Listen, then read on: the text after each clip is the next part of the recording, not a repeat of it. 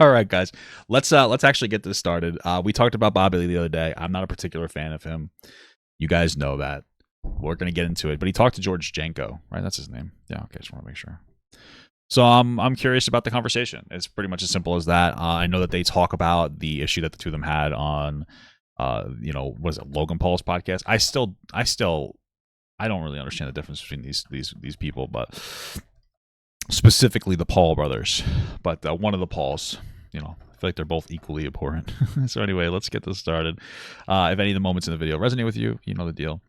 Give me a little timestamp down below. It helps me out a lot. I appreciate it. And let's just get this party started. I tend to get bullyish out of survival. And you looked at the Okay, out of survival, incredible. weak calf. I get it. You're not a weak cat. This is a different side to you. You're really gonna make me mad.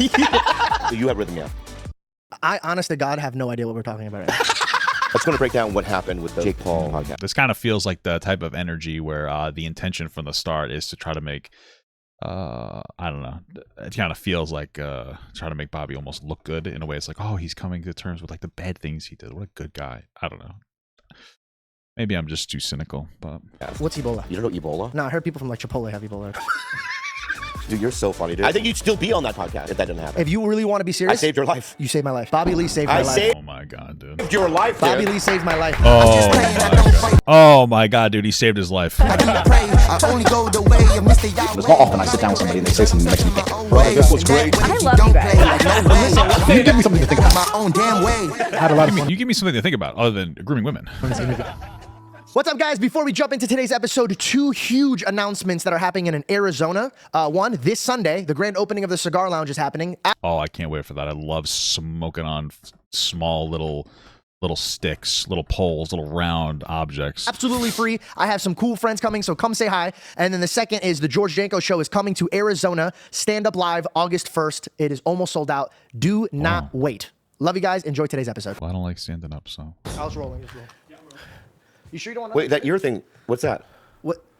The ear thing, that. This thing? Yeah. Oh, I just like it. But what does it do? It's the same thing as what you have. I want one of those. I don't have any more. You want to switch? But No. Oh, it's fine. Okay. Yeah. I mean, you look all like futuristic and very like, Minority Report, but it's fine. By the way, this is How do you start? I feel like why would you want somebody's earbud in your ear like that? That's dirty, no? All right. this is we haven't seen each other since. I know. Well, listen, we're gonna get in after this is done. We'll have a real conversation. Okay. I just find we just got up and we just sat down, so I'm just giving you guys a little BTS of that. Well, welcome back to the George Janko Show. I have the legendary Mr. Bobby Lee. I don't know, man. I don't know, brother. This guy was touching all over you like an animal. He's been doing this for years. He has a disgusting joke, which I think was a self-report. I don't know, man. This feels like a business opportunity. Maybe I just have too much beef with the Mad TV cast. Because Bobby, I don't like, and then Ari Spears has a problem with me because he thinks that I make my jokes on Instagram are too racist, and he cried about it in one video. Maybe I'll try to remember to edit that into this video because I have like a TikTok of it that's funny. But I don't know, man. I really just don't like this guy. He's a real piece of, he's a bad guy. Hello. You guys how have you been, Bobby? I'm good. George, how are you been? I've been good. I've been really good. Guess what, guy? What's up, Can I call you guy? You can call me whatever you want. Yeah, that was rude. Can I call him guy? That was fucking rude. Dude. I not swear. No You swear. can do whatever you want, Bobby. You can do whatever you want. Chief. Pocahontas. Guess what, Pocahontas? What's up, Buttercup? Whoa, you got emo here, huh? Like a little, heroin chic. That's Reed. Yeah. I got him from Craigslist. Really? Yeah, we met on Craigslist. Well, I'm just saying we got each other from Craigslist. Dude, dudes like this in porn have the biggest penises. Yeah. Have you noticed that? No, I haven't either. Me neither. Yeah, I don't look at that. But my point is, Could you get Tommy away from me? yeah, get Tommy away from. I love I'm Tommy. trying to have like a moment. Tommy, go over there. Buddy. So George, we'll talk about other things, but I want to open up by saying that I'm sorry. I feel I just want to break down what happened with the Jake Paul podcast. Yeah, what happened is every time he goes on some kind of an interview, he's incredibly overly sexually aggressive. And the reason is because he's a small, let's be real. The reason that Bobby Lee gets away with it is because he's a small little Asian guy. That's what it comes down to. I'm not trying to be like racist or anything, but he comes off as completely non-intimidating. So people let him get away with shit that they shouldn't. Bobby Lee probably needs to get his ass kicked, honestly. Like, that's really what it boils down to. I think that he's a disgusting person. I think that joke about raping a 12-year-old or a 13-year-old girl violently from however long ago that he's told over and over again, I think it's unforgivable to me. I think that he actually did it. Like, we're talking about a guy who routinely goes and just basically sexually harasses people physically on interviews and, takes advantage of his position to be able to do what he wants, and he gets away with it. I think he's a scumbag. Like, I truly, like, that's what it comes down to, is that nobody actually checked him hard enough. That's pretty much it. Like, he's a bad person. I sincerely don't like this person, so. Got it. Okay. So, I usually do podcasts in my ecosystem, right? So it's like, I know the rhythms, and I know what I can and can't say, and generally, everything, is, people are pretty open to, they know who I am, right? But with you guys, I didn't know, so and also it's a huge platform, so I was like super nervous. So, I tend to get bullyish and out of survival, okay? And you looked at the weak calf. I get it, dude. You're not a weak cat. No, I get it, dude. I get it, dude. I would do the same thing. This is just like an embarrassing podcast. Like, what a fucking George is a pussy. Holy fuck. He's not even like confronting him on it. He's just giving him the opportunity to be like, oh my god, I'm the victim of being a fucking sexual aggressor, like an obnoxious piece of shit. Like, wow, incredible. Good job, George. I wonder if you're proud of yourself for that. If I saw him, no, you can't eat him. Okay. Stop. So anyway, Stop, I can get a taste. Save my dog. Get him out of He'd here. be so delicious, though. Dude, I just took his tongue. I saw you lick him before he licked you. Yeah. God, no MSG or anything. I love it. But anyway, so when number one, I don't even. I do so many podcasts. Yeah, we should get a good role model like Louis C.K. I don't think that Louis C.K. is a particularly good person or role model. But I also don't think that Bobby Lee is being honest about like anything that he's talking about.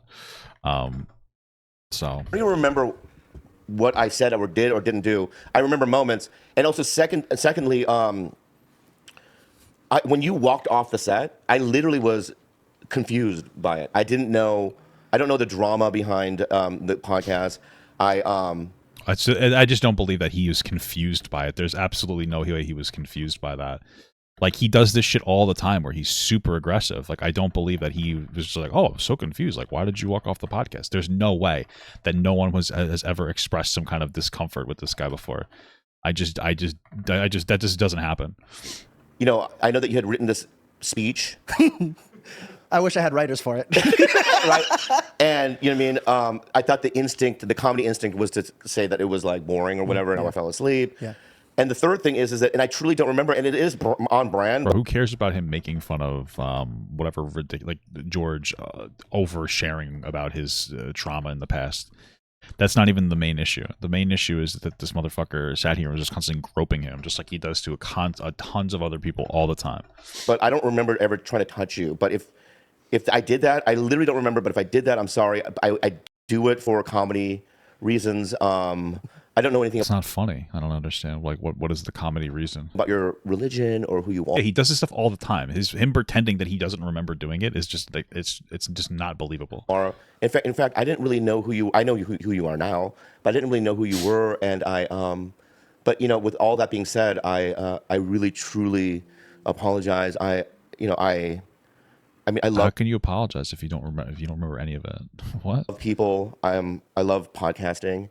And I think that you're a voice that people talk about now, and I mean, you're here. And yeah, people talk about now. Okay, well, at least you're being honest.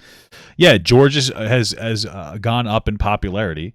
So like, oh man, from an optics play, I probably should apologize to this guy. I should really apologize to this guy because optically, this kind of looks bad now. That's what it sounds like to me. Like, would you have ever given a shit if the person wasn't like the narrative wasn't taking off? That's like the real question. Where are the apologies to like all these other reporters, like especially all these other women that you've been like sexually harassing every single time you go into a fucking podcast? It's insane. And I just apologize. It's like, thank you, bro. I'm sorry. All joking aside, seriously, for real. Wow, it's almost that's it. That's all it took, dude. For real, dude. He's such a pussy. I don't respect George Janko. It's fine to forgive, but this was obviously this comes off from the start as like some kind of a setup to give Bobby Lee the chance to be like, oh, I'm a better person now. Fuck out of here. This is obviously like it's so interesting because he was complaining to what is the guy Mike about how he was frustrated because things were cut out of the podcast that made Bobby look worse and made George look more normal and rational. And the argument is like, well, this is for the content. Like, we want to have our guest look good on the podcast. We don't want people to think he's a bad guy, yada yada yada. And you complain about that, and then you play the exact same fucking game when you come on here. You play the exact same game, and it's like, okay, so like that's like pathetic. I don't really know what else to say. I really appreciate that. Can I tell you what really, really hurt me though? I ain't Ringo, bro. What the fuck does that mean? What the fuck does I ain't Ringo mean? You're George Martin. No, do you know what I'm talking about or not? No, but with you, you mean with you? You called me Ringo. I know. So who are you, George Harrison in that? I'm George Janko. Okay, you're George Janko. What do you have, like an identity crisis? What? But also, I referred to you as Ringo in that podcast. That was the only thing that hurt me. I was like, I feel like I'm not Ringo. I feel like That's the only thing that hurt your feelings? Doubtful. I don't know what the fuck you're talking about. Well, I mean, you're not John Lennon. Get out. No. In terms Get of out. Between you. No. Between all of them. Yeah. I'm definitely John Lennon. Oh, you really? I know. I'm gonna be real with you, brother. The Beatles are a little bit cringe. I was never a big fan of the Yellow Submarine. Okay. Who's Ringo? Who's Paul? Paul. Oh, I was just making a reference to a band, but okay, I get what you're doing. Logan Paul is Paul. Oh, Logan Paul. Oh, Paul. Logan Paul. And Mike? The groupies. Whoa. He just did this, didn't he? Yeah. Wow. Oh, yeah. Okay, let's be serious. Bobby, this is a different side to you, dude. You really got to make me mad. Bobby, Yeah, I doubt that. I knew exactly who you were. And I said this on the episode with Mike, and I'll say it again in front of you. Well, I do appreciate your apology. If it was me and you and we were just messing around and we were like having a podcast and you kept grabbing me because I know your comedy, I wouldn't be bothered by it. I know. I just don't agree with that. Like, this is so weird. That's just obviously not true. Everybody was uncomfortable with the concept of him grabbing them from this. That's why they redirected to him. Why would? Oh, if it was just the two of us, alone in a room, fucking jerking each other off, you'd be okay with it? No, I don't believe that this at all. This is like a weird reframing to now make George look like he's not a pussy. Like, be a man. You had a problem with him touching you. Own that problem. Why are you trying to change the narrative now all of a sudden? Where like, no, I actually didn't have a problem with that. I just didn't like that. Like, what was some fucking dumb dynamic? It's ridiculous. I know who you are. I know your comedy. I've seen your podcast. What bothered me on that episode was my friends weren't being friends. Okay, so it's actually your friend's fault and it wasn't Bobby Lee's fault. You're so fucking. This guy's so cringe. Didn't back you. They didn't back me, bro. Yeah. They saw that I was actually going through things and they stepped on me when I was down. And it just felt like I wasn't in a place where the people around me wanted me to What a fucking coward. Oh my God, dude. succeed. I apologize that you kind of got caught in this whole drama that we were all put into. But I just want to let you know, before, after, and during, I'm a fan of you, man. I Bro, really he's am. playing I like the your same comedy. game that fucking George and Mike are playing. This is pathetic. You made me cry. No, I really am, bro. I really am. Yeah. Thank you. And let's just put it behind us. Yeah. Let's work together in the next few years. You know, I'm gonna get out of Work together. What does that even mean? Is this like a fucking play for Bobby too to try to work with this guy? the business at one point, especially podcasting. It's a very toxic environment, and I've gotten a lot of DMs saying that if you try to grab me, I'd fucking break your wrists. Yeah, probably. Somebody needs to like seriously like check this guy. He has like huge boundary issues. It's embarrassing. He's a grown man. It's fucking gross. Like 20 of them. You know what I mean? Bro, try to, which I don't even remember doing. And I was like, I didn't even know what the fuck. Yes, he does. He does this at every interview that he goes to. This is like his shtick. If he came on and was like, yeah, you know what? I engage in some like fucking shitty behavior because people hire me for that. People thought that was funny and they would hire me for that. And, like looking back, like I wish I didn't fucking make my career all about that. I'd be like, oh, okay, that's a real adult answer there. Oh, I don't really remember doing that. Yes, you do. It's just like, it's so childish and dishonest. It was for a while until I went, did I? I don't remember, but. I actually, it's so funny. And I asked my assistant to look it up and she's like, I didn't see that. You know what I mean? And I was just like, oh. Here. I was going to go into this whole like What? There's no fucking way. retaliation, but I do have receipts and I have the clip as well. Wow. Okay. At least he's pushing him a little bit. Oh, no. I have receipts. I just didn't want to do that. Wasn't Bro, he knows what he did. This is fucking crazy. my whole like Let's move on from that. If I did, I did. I'm sorry. No, no, I because do it to people make are people questioning uncomfortable it. and make it be funny. yeah, people Oh, okay, so you don't remember, but you do it, and you do it to make people uncomfortable. So, I don't remember doing that. Oh, but I do it to make people uncomfortable because I think it's funny. Okay, so you do remember doing it. I don't understand.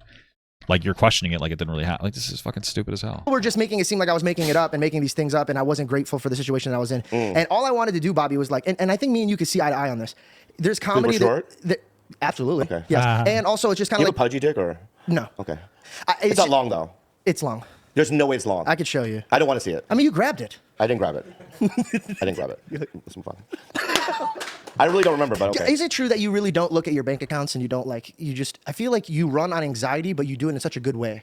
What? I mean, he probably has a lot of money. Like Jay Leno used to not even use the checks from his show, and he used to just continue to do stand up, and he's like, now he has a ton of money now. It's good for him, you know, except for when he fucked over Conan. I'll never forget. Like, that's your fuel. It's, you know, there's been a lot of chatter like that because it's some articles people wrote about it, you know, and I have to say, I know basically what I have, but see, 14 years ago, I had a $400,000 IRS bill because I never paid taxes. Wow, what a fucking idiot. Yeah, I have like YouTuber friends who haven't paid their taxes. They end up owing like $30,000 at the end of the year. I pay my taxes quarterly. In general, I pay a lot of taxes too. Like I overpaid pretty drastically. People say it's not a good decision. You should be investing it. Fuck off. Like you're annoying. All right. I don't have to be perfect person who doesn't invest their money. And then I take that money and I pay off student loans at the end of the year for my ex that I still have to pay. Trying to get that out of the way. By the time I have kids, I'm trying to really like grind that fucking shit out. Yeah. And so I hired a guy, right? And we cleaned it up. We paid it. And, you know, he became my money guy, and he noticed that every time I had money, that I would spend it immediately, right? Wow. So he now is like, I'm just not going to tell you what you have because we're afraid that you're going to spend it. So it's like, oh, so they spun that story. Well, I mean, that's kind of smart. You know, if you don't have the ability to manage your own money, maybe hire somebody to. Not everybody has the access to that, but hey, fuck it. What? That story of you like being anxious and you can't look at your bank accounts. That's how. I mean, Sorry, just hold on. Dude, for a split second, I was like, what just happened? No, just hold on for a second. You know, it's you know, at the end of the day, it's like, you know, people don't really know who I am and what I do and this and that. I'm throwing out little hints and little things, and it's like, then they fucking ride with it, and they think that it's just like, at the end of the day, who gives a I don't really know what he's talking about, what narrative they ran with. Fuck, man, you know? I don't look at it. I don't know exactly how much. I mean, Bobby Lee seems like the kind of guy who spends his money on like drugs and does this like degenerate, disgusting shit. Like, you know, go to Tijuana and hire a 13-year-old prostitute. You know, so I know the ballpark. Do you know? You know specifically what you can deflect like a pro. Yeah, I mean, I don't doubt it. Like that's really what it comes down to at the end of the day. You know, we're just hate watching at this point. You have both of them really, because I think they're both fucking loser cowards. Honestly. Yes. Yeah, I know ballpark, and it's out of. Do you trust your money guy? Yeah, he's black. Cool. Black people. I'm kidding. That was a random. I don't know what to say. I don't know. No, how much trouble are you in? None. Oh, okay. What do you mean? What trouble? It was just kind of like I felt like that was just like you're in a problem with the black people. No. I love them. No. It was just a joke. He is black, but I don't know why I just said that. But anyway, yeah. You said he thought it was funny. Like that's whatever. Okay. I trust him. You know, I've known him for a very long time, and I'm not an idiot, dude. Like people around me, I vet, and you know, I have instincts about people, and I do my homework. So it's like I'm not being bamboozled in any kind of way, shape, or form. What's that sound? Just one of the cups. You have thick eyebrows. I love it. Thank you. I appreciate it. What ethnicity are you again? I'm a Syrian. I love it. Love the music. I have to say this because this podcast is definitely the biggest crime of Bobby Lee is that he's incredibly famous and unsuccessful while being criminally unfunny, and his stand-up is terrible and his comedy acting is almost worse. Yeah, here's my thing. Like I used to watch him on MTV and I liked him. I thought he was funny, and he probably was for the time, but he hasn't really matured at all. You know, listen, we as a society went through like a pretty big change, especially with the Me Too movement. I'm not going to say everything was justifiable. You know, Johnny Depp got fucking like ridiculously dumpstered on that. Things like every social narrative that is good always goes too far. And it goes from like active advocacy to sometimes people weaponizing it, like Amber Heard, right? But like even I remember watching Cat Williams even talk about this. It's like, society changes and you have to change with it. So this guy having like an entire joke about like, and again, I think it's a self-report about his life where he would fucking like with this prostitute thing. I think it's disgusting. It's something that should have ended sooner. The touching people that should have ended sooner. Like it's insane that there was no change. There was no update. I understand that you'd be like, well, back then that was more acceptable. Sure. Like, I'd like to hear that. I'd like to hear the self-awareness from it, not the constant downplay. Like, I don't remember do that. But then going, well, I do that to make people uncomfortable. It's just like, it just sounds like, hey, please don't be mad at me. I don't want people to be upset with me. I see that the YouTube sphere is very prominent and impactful. And people, like, I want to be seen as a positive light here from a business decision perspective. That's what it comes off as to me. So, like, That's what this is. It doesn't seem like any level of genuinity. It seems like it's just a play to make sure that people aren't mad at him. Definitely, like I love you're very good at your. Can't jokes just be jokes? It's something stupid. Like it's a baby thing to say. Can't jokes just be jokes? Jokes can be jokes. But when you have a guy who's constantly crossing people's boundaries by like touching them inappropriately, and he has this joke that comes off just as like a real life event, which I believe it is, especially since most people will root their jokes in real life events. Like, yeah, I believe that he did that. You can just not believe it if you want. That's fine. I've always said that. I do. So I'm gonna trust my gut on that one, and I'm gonna realize that this guy is a disgusting, degenerate piece of shit. You know, I mean, this was a consistent joke he had about raping a 13-year-old girl. Like, I don't know what do you want me to tell you. You know, if you don't care, don't care. You don't have to agree with my perspective on it. I don't care. But like, this is the kind of person that he's a piece of shit. He's a scumbag. You're very good at this. But I just want to let you know, like, on a serious note, like, I'm so excited that we're doing this podcast. Yeah, why would I? I'm sorry, screaming. I have to get emotional. Why would I go to the Deep Valley, right, to come see you? Of course, I wanted to do this for weeks, months. I DM'd you a long time ago. Is it before the Jake or after? It was after the Jake. Did I respond? No. Yeah, this is why Logan walked all over him. Probably. Like, George comes off as like the weak friend in the group that like he's just like a coward. You know, that's what it comes down to, and this is like another instance of that. That's literally it. If George was a nobody, nobody would respect him because he doesn't know how to stand up for himself. Yeah, I wasn't even upset that you were grabbing my fucking dick. I was just upset my friends weren't defending me. What? Like, what a weird, stupid thing to say. It doesn't even make sense. Anybody? I thought you hated me, bro. No, bro, I'm being serious, Oh dog. my God! What is the fuck going on right here, dude? I don't know. This guy, what's wrong? He's looking like he's in love with you. Yeah. I know you're like, what's wrong? Like, what? Is he bothering you? Is my behavior weird? I'll get out of here. No, I want you to be here. I like Okay, you. sorry, you can Syrian stay. too? Are you a Syrian? Oh. He's Indian. Okay, good. I don't know. I tried to do something Indian, but it came out weird. That was not good. Okay, I love it. Oh. Ching Chong. Whoa, Whoa, dude. Vidge, bro. Vidge, what is You're wrong not even with you on guys? Dude, you camera, guys are bro. like so low-key aggressive, dude. Please don't leave. Please shit, don't that'd walk be off fun the if I leave. Please If I don't. leave. He just gets. It's the only reason you're gonna stay is because you drove so far. I didn't. I live 5 minutes away. That's great. I live like 5 What minutes. was the Deep Valley I shit? don't know. I love the Deep Valley. All right, talk to me, bro. So How's yeah, everything going on? everything's good. Everything's good. Everything's great. For me, I've just been doing a lot of like soul searching. I'll be honest with you, George, and trying to figure out. I saw a movie. It's called Perfect Days. What's it about? And the director is Wim Wenders. He directed one of my favorite movies of all time called Paris, Texas. You ever see it? No. How about you, Emo? Love that movie. Great movie. Beautiful. So I thought, and I want to also talk about Furiosa. You know what Furiosa is? Mad Max? Yes, I know Mad You Max. see Fury Road with Tom Hardy? No. How have you? I still haven't seen that movie. I probably should. It looks pretty good. I didn't see that they made one with fucking Thor, whatever the fuck his name is, Chris Hemsworth or whatever Hemsworth it is. Not see that movie, George. You stop getting mad at me. All right, so have you not seen that movie? I'm not I thought it was cultured. a masterpiece. I like rom. Bro, you're so gay. Sorry. Sorry, I shouldn't use that as a pejorative. There's no real allegations or people that he does the jokes to complaining, right? So like I want you to understand that like you're being stupid first and foremost. Like let's remove the him using a joke to admit that he raped a kid.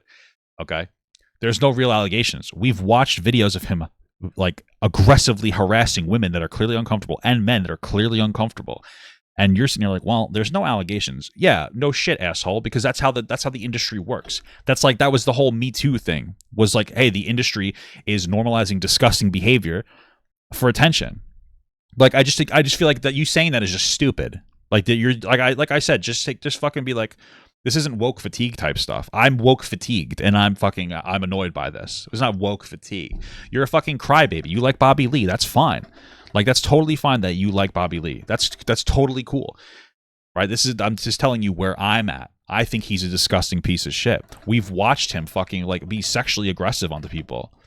Like just constantly groping people, making them uncomfortable, and they're in a situation where the network doesn't want to upset Bobby Lee because he's popular right now.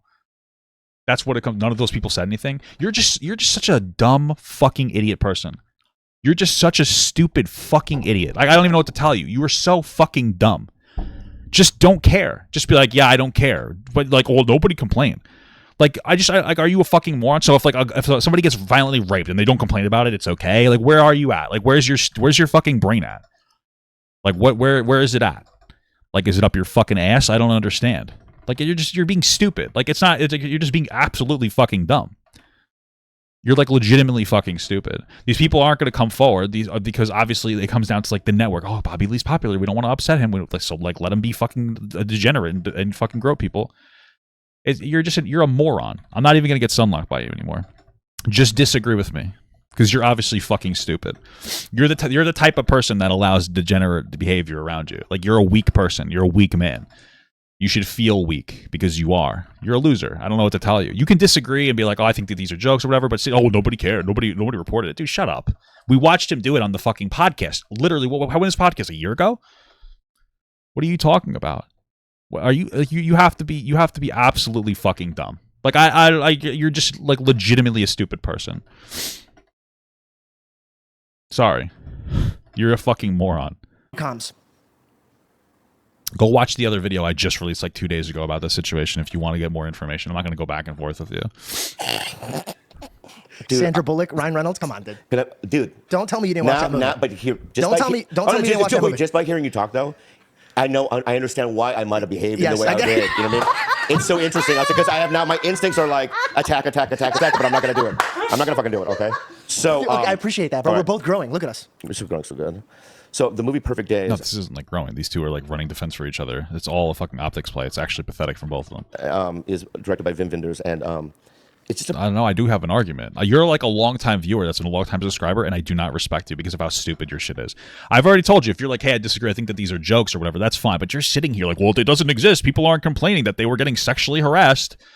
And it's like you have no concept of how like the world works.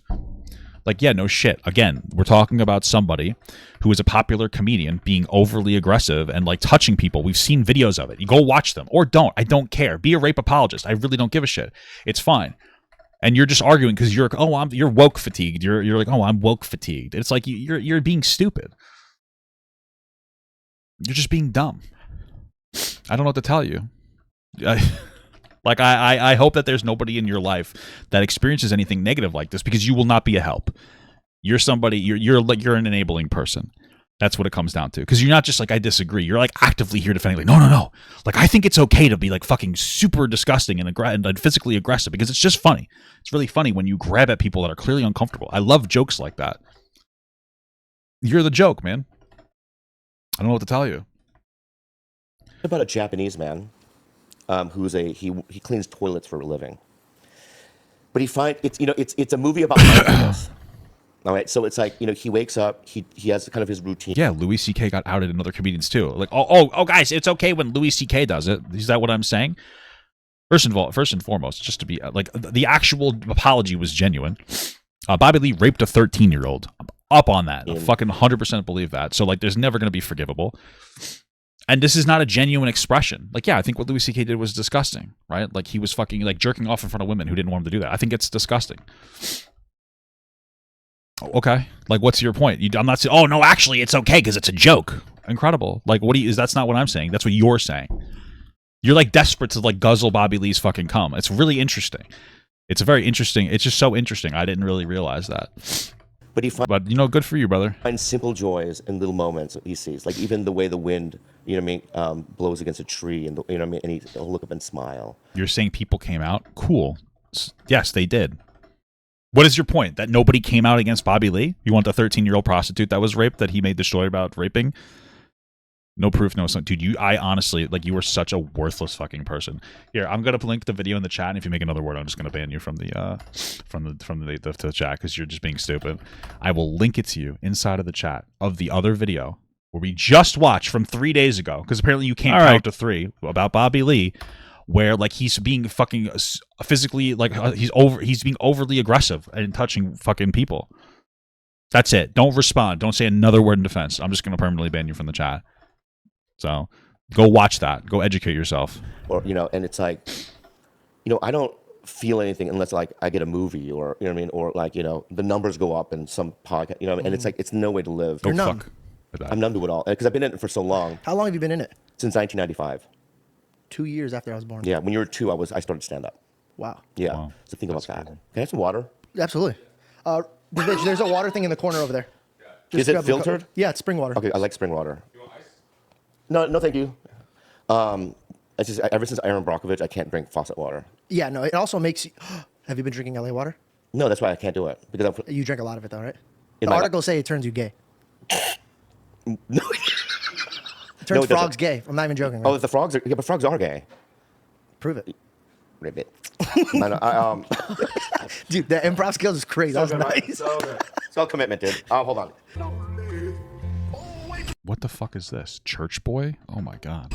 I asked God, give me the Bro, I think that this is the most cringe thing to like centralize your entire identity around anything. Whether it's you being like like a non-binary, a biker, or fucking religious. It's like get a personality other than like, oh my god, God told me so. Which makes sense for George because he has no personality. He's like completely uninteresting outside of like some kind of like desperation to attach. And I love God, but like this is pathetic. This is a fucking cringe lord, dude. Sorry. heart of David.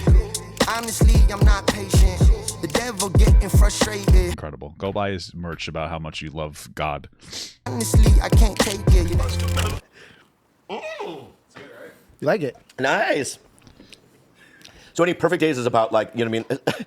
Perfect days is It's so fucking cringe too because it's like it's like, oh, my identity is I love God. So if you make fun of that, people are like, oh, so you hate religion? No, dude. What are you talking about?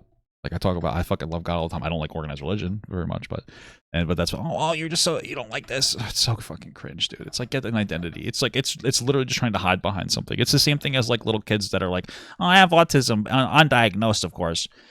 Don't be mean to me or you're being fucking, I'm neurodivergent and you're being ableist. It's like you're trying to hide behind something. It's fucking cringe. It's about like just, you know, living it, being in the moment and just, you know, and because life isn't about what we're doing.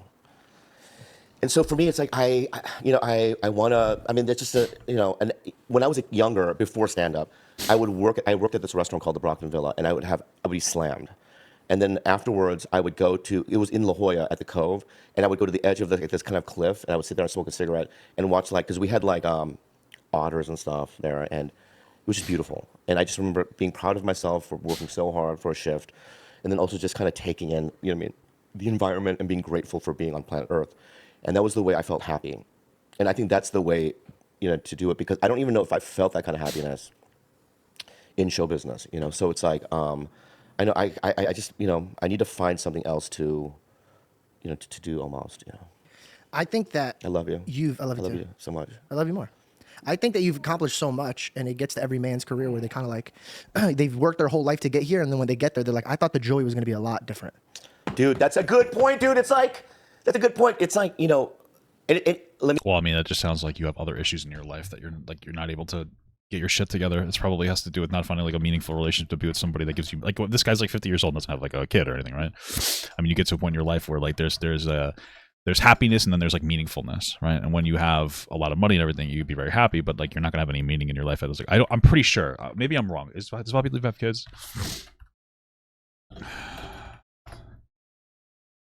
I don't think he does. I don't think that he has any kids. And so like, yeah, of course you're going to feel like there's something missing because you don't have that like responsibility in your life of having a kid. Like, I mean, that's gonna really fuck you up if you don't have some kind of a deeper meaning in your life, which like a relationship will provide you in many instances. I mean, okay, so, you know, people used to tell me, you know what I mean? Well, even if you have money, you know what I mean? You're not going to be happy.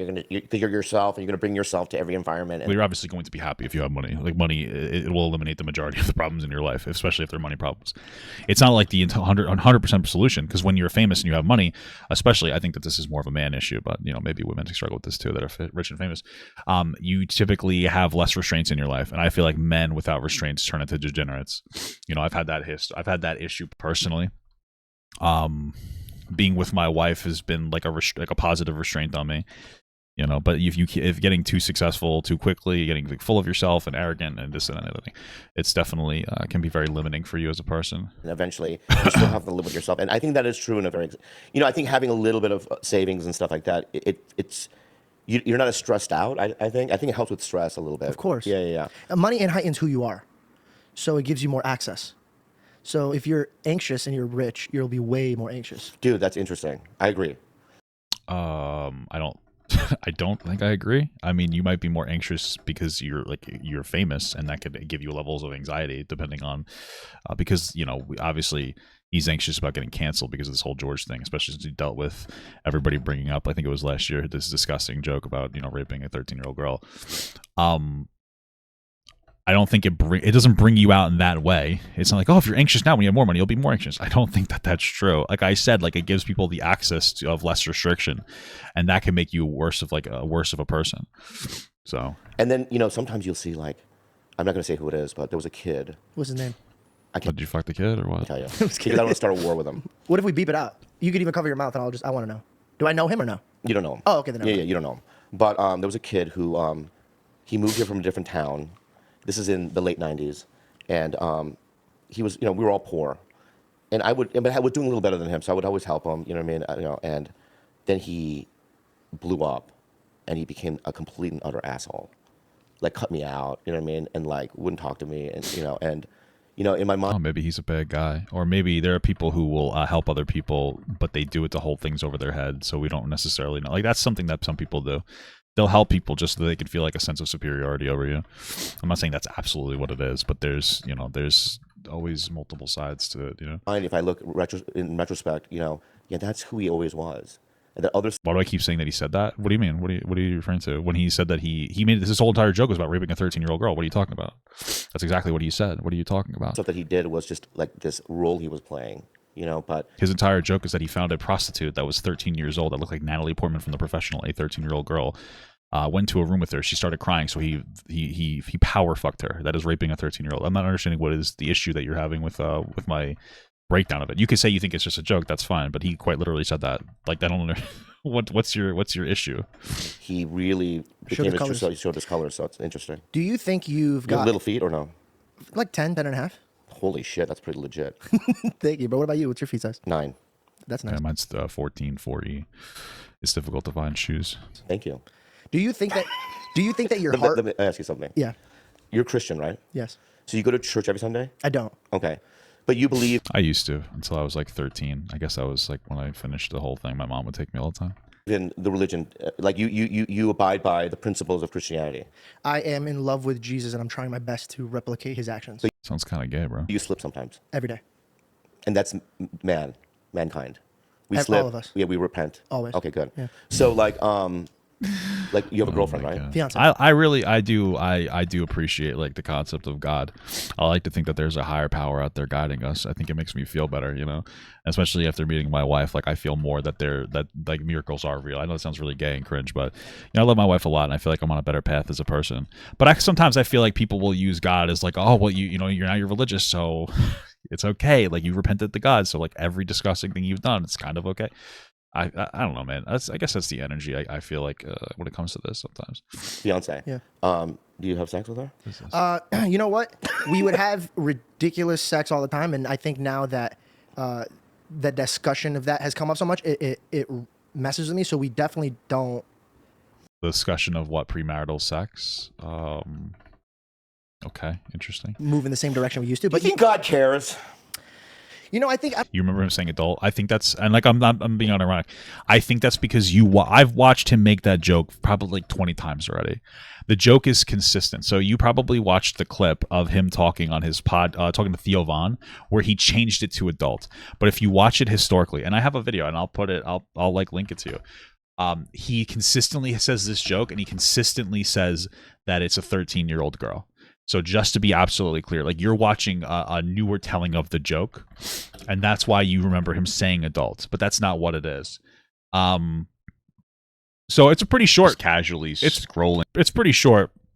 I'll put it in the chat. I should probably put it in the video too. I have like videos about this, like they're from like a year ago.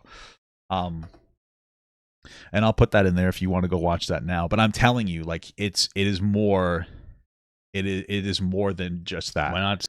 Like it's not just like, oh, it's an adult, right? So if you want to watch my old video about it, go ahead. I'm telling you, you can disagree, but go watch that video. It's in there. He says it multiple times. So I don't know if I don't think he cares. I think he cares when I think he'll say, how about this? If you had a son and he failed you, but he tried every day, you would love him. But if you saw a kid that didn't care about what you thought and did whatever he wanted, I think you would be like, this kid doesn't love me. Yeah, but I wouldn't say to my son, right, you don't have sex. That's insane. No, life will tell him that.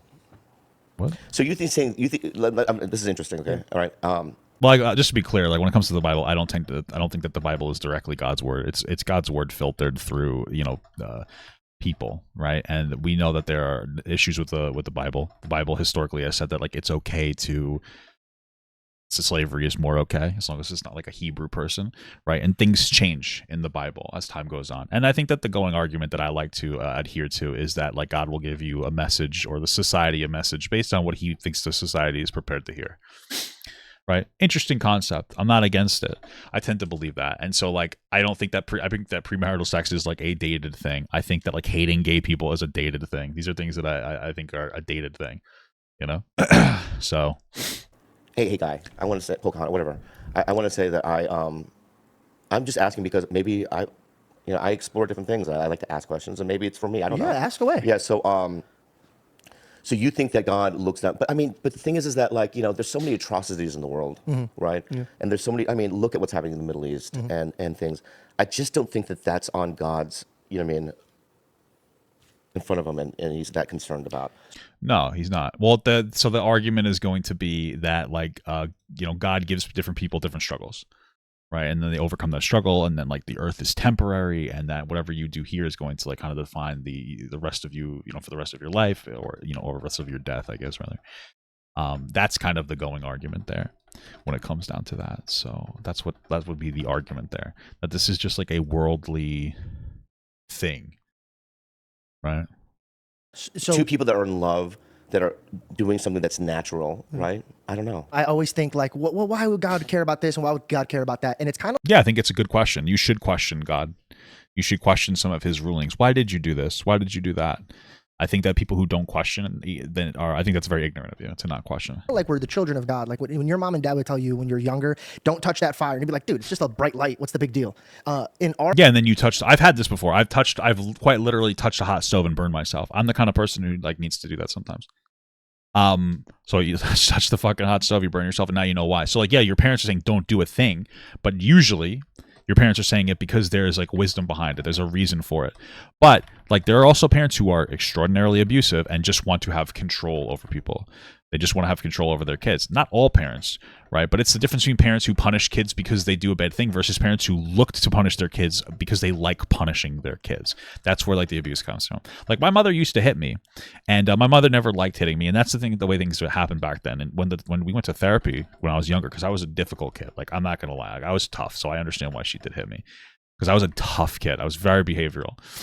They went to the therapist, and the therapist was like, this isn't helping, this is bad. And she stopped, right? She just didn't know what to do. She didn't like punishing me. She didn't like doing anything. She was very supportive of me in a way where I like probably could never, okay, I'm going to fucking die because these assholes are gone.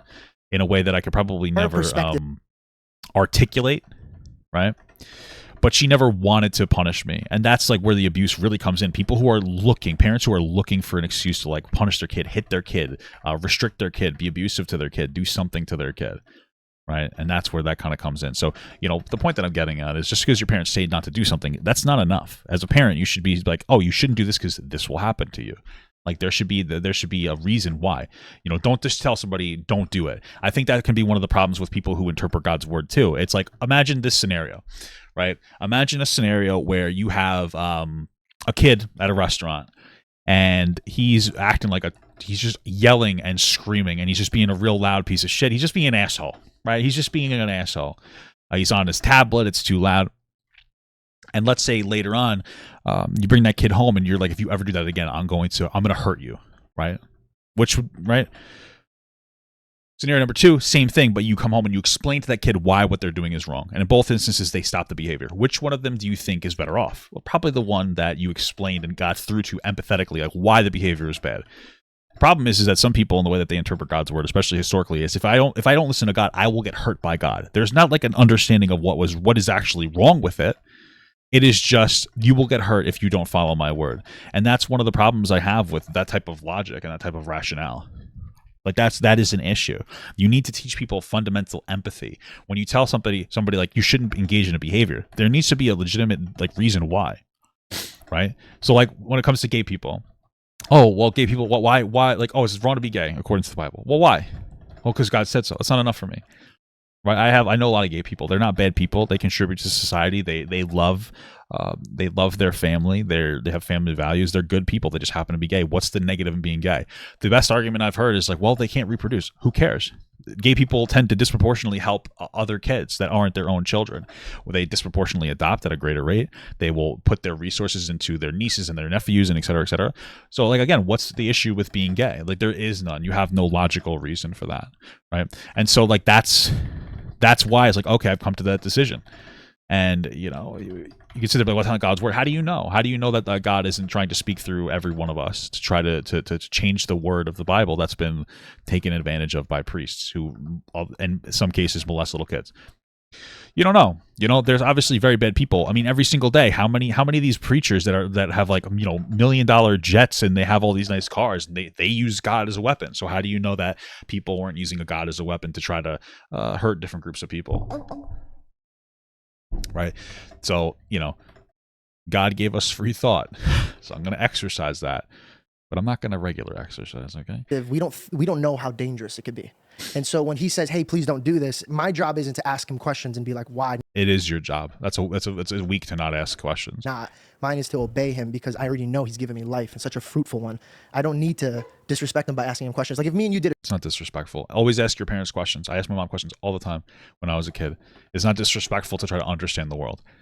It's lazy to not explain to your kid. And I'm saying kid because God is the father, right? So like him, that's a bizarre expectation. It's not disrespectful to ask questions. It's authoritative to not ask questions.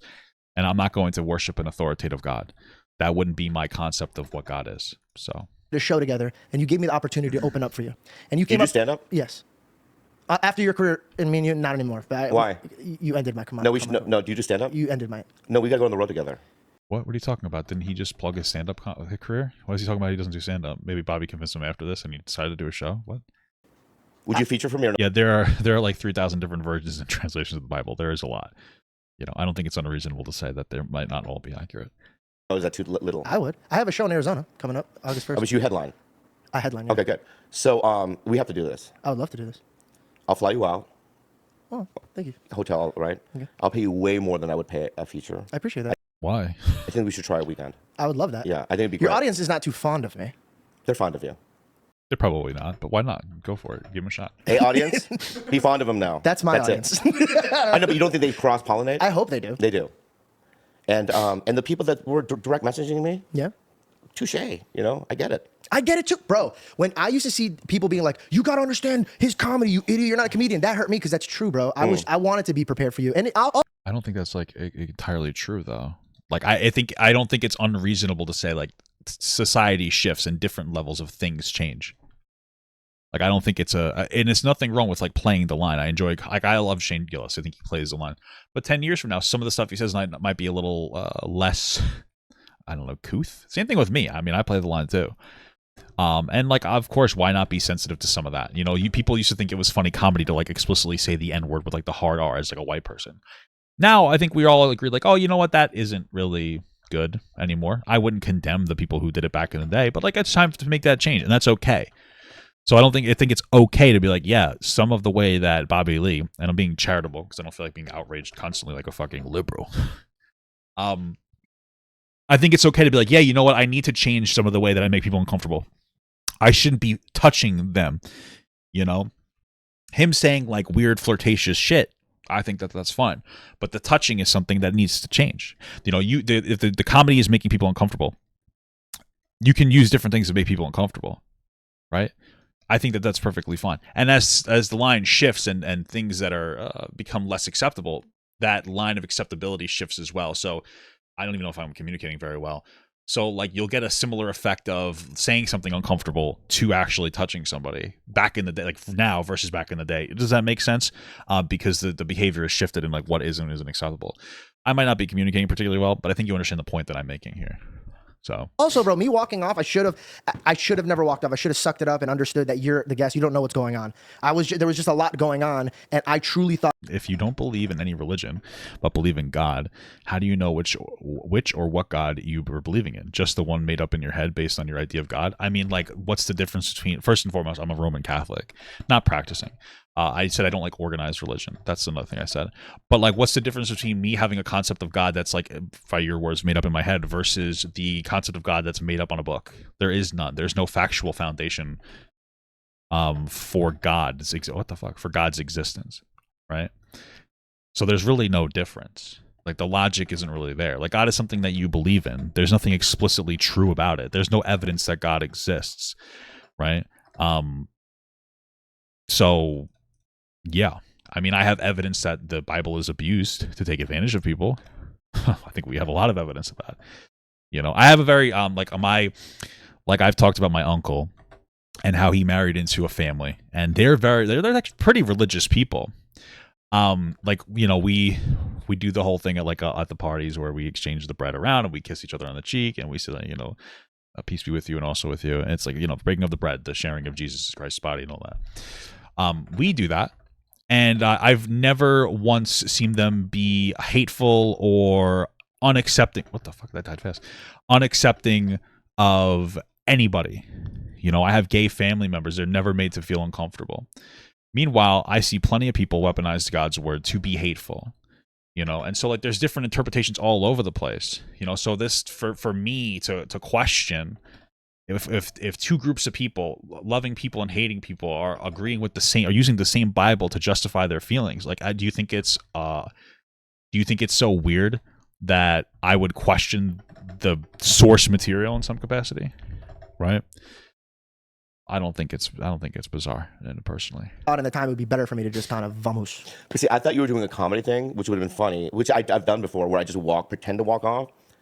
No, I'm being real. So that's what I thought you were doing. That's what you're doing, and then you get in your car, I'm like, oh, this guy's really like, dude, this guy is like beyond, you know what I mean, intuitive. Like this guy's the legit comic.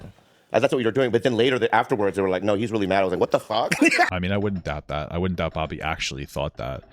He doesn't seem particularly self-aware about like the negative impact that his we'll say brand of humor has on somebody, and like how unacceptable it is.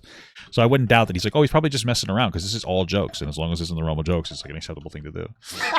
Really? Listen, comedy, there's no wrong or right in comedy. I think everything goes. Yeah. Have you ever had? I think that reinforces what I just said about him. When you were growing up in the industry, have you ever had somebody you looked up to or like respected and then had like little tips with them? Are you saying you look up to Bobby Lee? It's a little cringe, but okay. Really? Well, I've met people I'm like that I fucking idolized, and I met them, and I was just kind of like, I don't know. I don't even want to say it because they're still alive. You know what I mean? But I'm just saying, like, you'll just wait until they're dead. And when they're dead, I can say it. You know what I mean? That's stand on your business, bro. I mean, there are people like you go, oh, if I meet, I hope this person's cool. Like Norm Macdonald. Please tell me he's cool. No, just so nice. And once I met him, I was like, oh, this guy's so cool. You know what I mean? It's you know, and that's always fun. That's always great. Like I did a movie. Should you put the AC on, please? Let's get it going. I did a movie, The Dictator, and years ago, and I was that with like Sacha Baron Cohen or whatever? Great movie. And I remember I had a couple of scenes with Ben Kingsley, Sir Ben Kingsley, and I was like, God, because I watched Gandhi. I loved this is a movie called Sexy Beast. Have you seen it? Oh, you haven't seen any movies. That's right. We should probably do a marathon together. Well, there's just like a movie marathon. What? Okay. Certain movies. Yeah. Why don't you do a Discord watch party? Watch a movie there. People keep asking me to do that. I'll think about it. Should watch. I think that like. Oh, so let's go back. Okay. So I was okay. Let's go back to, and then we'll go back to this. Okay. So I want to go back to Furiosa real quick. Mm-hmm. Okay. So George Miller, right, who did the original Mad Max movies, when he did Fury Road with, why are you drifting? I wasn't drifting at all. Oh. Okay. Yeah. God, I love you so much. I love you too, bro. Dude, you're great. You're the man. You're the man, dude. I mean, dude, it's like, I know you're a Christian and stuff, and I'm not gay, but you know, there could be. If it wasn't a sin. If it wasn't a sin. This could have been a possibility. Okay, incredible. This is so stupid. Sin, and we were on an island. Yes. Let me ask you, if we were on a deserted island, I mean, people ask this all the time. Yeah. Probably no. If I was on a deserted island, I'd probably have horrible diabetes. Oh, wait, I do. You or just in general? Just you and I. Because it's made of dessert was the joke. I don't know if you guys got that. I know I haven't been particularly comedic or chipper in this segment. So on a desert island, and 3 years have gone by. No, I feel like if I was gonna do a sin like that, it would be a better looking guy. No, but you're stranded with me. There's no other option. Nah, just. But let me just say this though, because Sin we're not like eating that, a lot. baby. I'll look like Stephen Yeun, like I'll be slender. Nah. Okay, either. No. probably like an Asian thing. I mean, Me either. He doesn't. Maybe he just doesn't like Asians or something. It's gay. But anyway, it's weird. So anyway, George Miller, and then years later, he made Fury Road, and with Tom Hardy, and it's really a great movie. In fact, the first 30 minutes of that movie, dude, I remember watching it in the theater, just going, it's all action. Right? Have you seen it? Yeah. It's all action. Sounds like Synthetic Man's kind of movie there, huh? It looks actually like a pretty good movie. I wanted to watch it. Good. So now, last night I saw Furiosa with a date, and guy or girl? a woman. Really? I like her. I think. Well, I want to tap back to that, but please proceed. Anyway, I saw it. I was also with Dumbfounded. You know him? That's a person? I thought that's a situation. No, I'm always in. no. You don't know Dumbfounded? Oh, I get the joke. It's like a little dad humor there. Love it. Is that a person? The Asian rapper. Dumbfounded. Yeah, you don't know Asian rappers? I only know one and only. It's the only Asian rapper I know of personally. Racist. Are you racist? No, just. How many Maybe a little bit. Koreans do you know? I worked at. Didn't Furiosa flop? Did it? What the first one? Mad Max. Didn't that do well? What is Furiosa? Oh, is Furiosa the girl one? The female Mad Max? Is that what they're referring to? Because that I don't really want to take a look at. I don't know. I'm not trying to be rude. I'm talking about like the original one. Did it flop? Not the original one, but like I guess the first one. Benihana, so I knew all of them. They were all of That's them. a Japanese restaurant. I know, and they're all Korean chefs. That's There's what's no so way. funny. That's crazy. I Well, swear. give me one's names. Yin. His just name was Yin? Yin. No. And Michael. There's a guy named Michael, but I don't believe his name was Michael. That's probably true. I feel like sometimes they'll tell you that they're like, listen, I'm not going to lie to you. There's times where I'll like call a call center for help for something, and the guy will pick up and be like, "Hi, this is like Jim. How can I help you?" I'm like, I don't know. You don't look like a Jim. You look like somebody who has a lot of street food. You know what I'm saying? So, and there's nothing wrong with that. They're always very helpful. Not going to lie. Sometimes it's like frustrating because like there's a little bit of a language barrier, but you know what I mean? That's life, man. But you know, these motherfuckers, like my wife gets her nails done sometimes by, you know what I mean? By, somebody with a very American sounding name. I don't think that's what your name is. I think that you're probably in the position where you don't feel like explaining your name because maybe it's like a little difficult and maybe I have a bad, I wouldn't be able to pronounce it. And you're just like, you just call me Carrie. You know what I mean? Call me Kim when your name is something else. So. You were the Yong? I think it was like. Chong?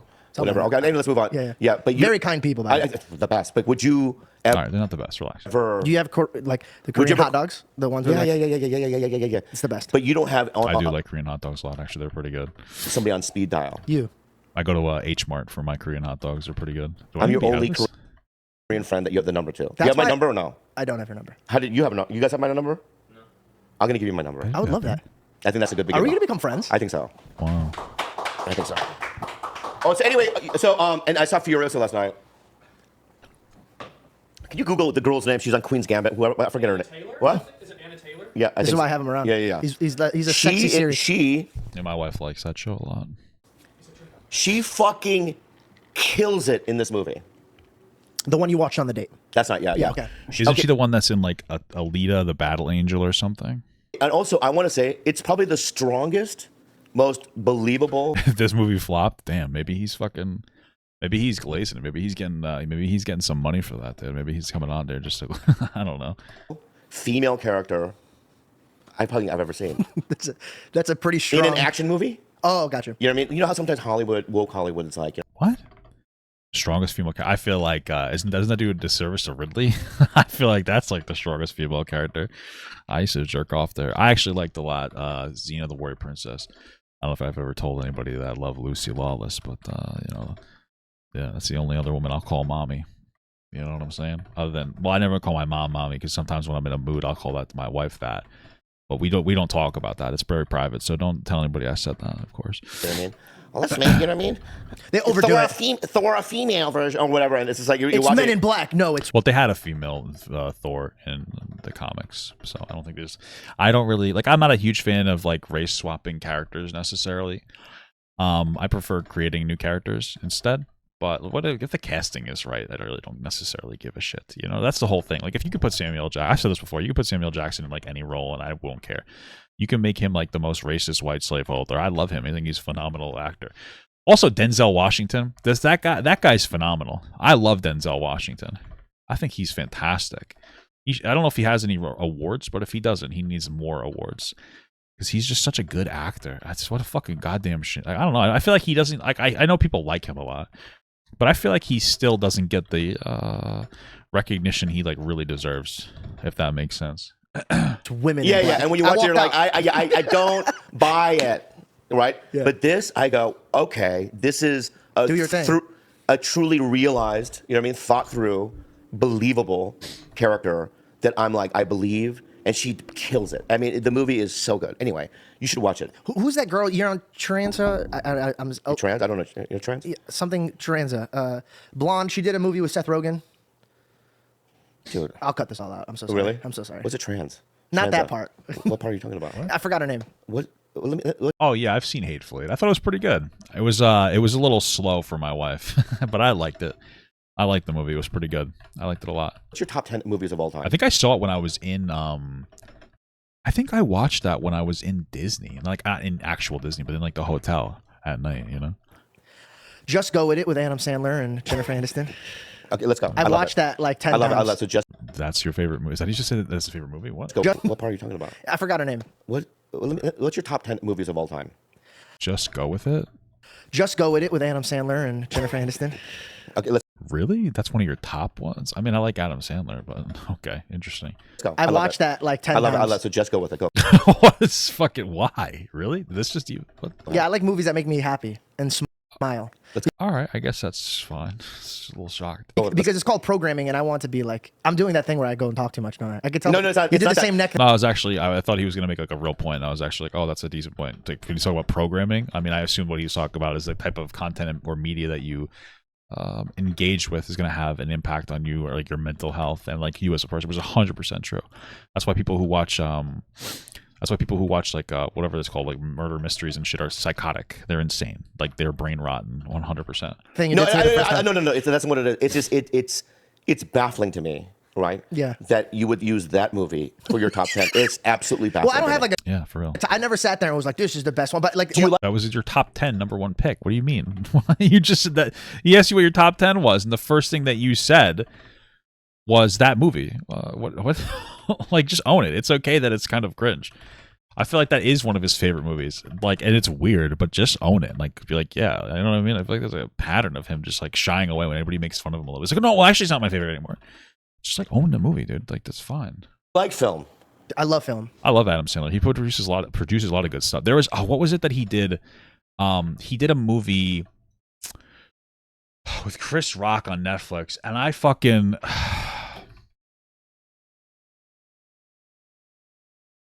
and it was so funny. It was so the week of, dude. I actually like I fucking shitted and farted in my pants watching this movie. It's so good. I'm gonna rewatch it. My wife thinks it's cringe. I would put that in my top 10. I don't know why it resonated with me so much. I thought it was so fucking funny. So that's number one. You do. Yeah. It doesn't sound like it. Yeah. Yeah, it doesn't sound like and George, I think the problem is this, okay? Is that, you know what I mean, you want films to make you feel one specific way. Yes. Which is pure happiness. Yeah, there's nothing wrong with that. But the Waterboy's good too. medium of film, right, provokes immense amounts of emotions. Sure. You know what I mean? Fear. What about The scare. Gift? The Gift, who's in that? I don't know the actor's name, Yeah, but yeah. it's about a man who brings a gift.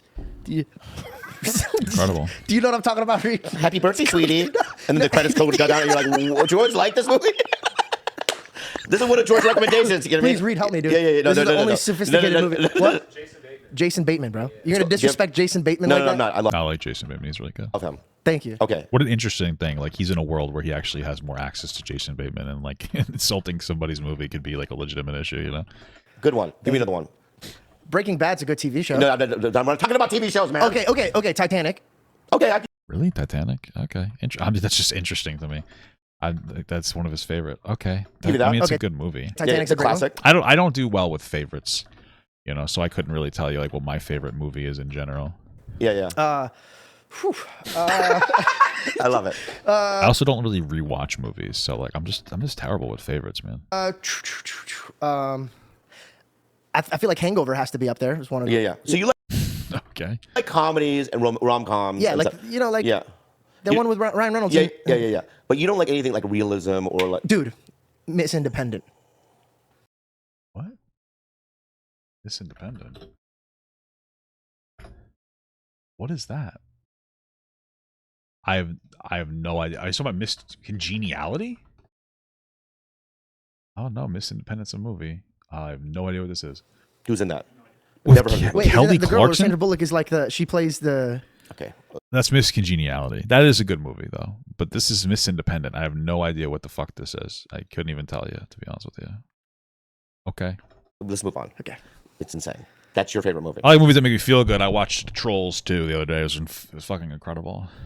He's a girl. Maybe. I don't know. It's very feminine taste. I mean, it's fine. It's just very feminine.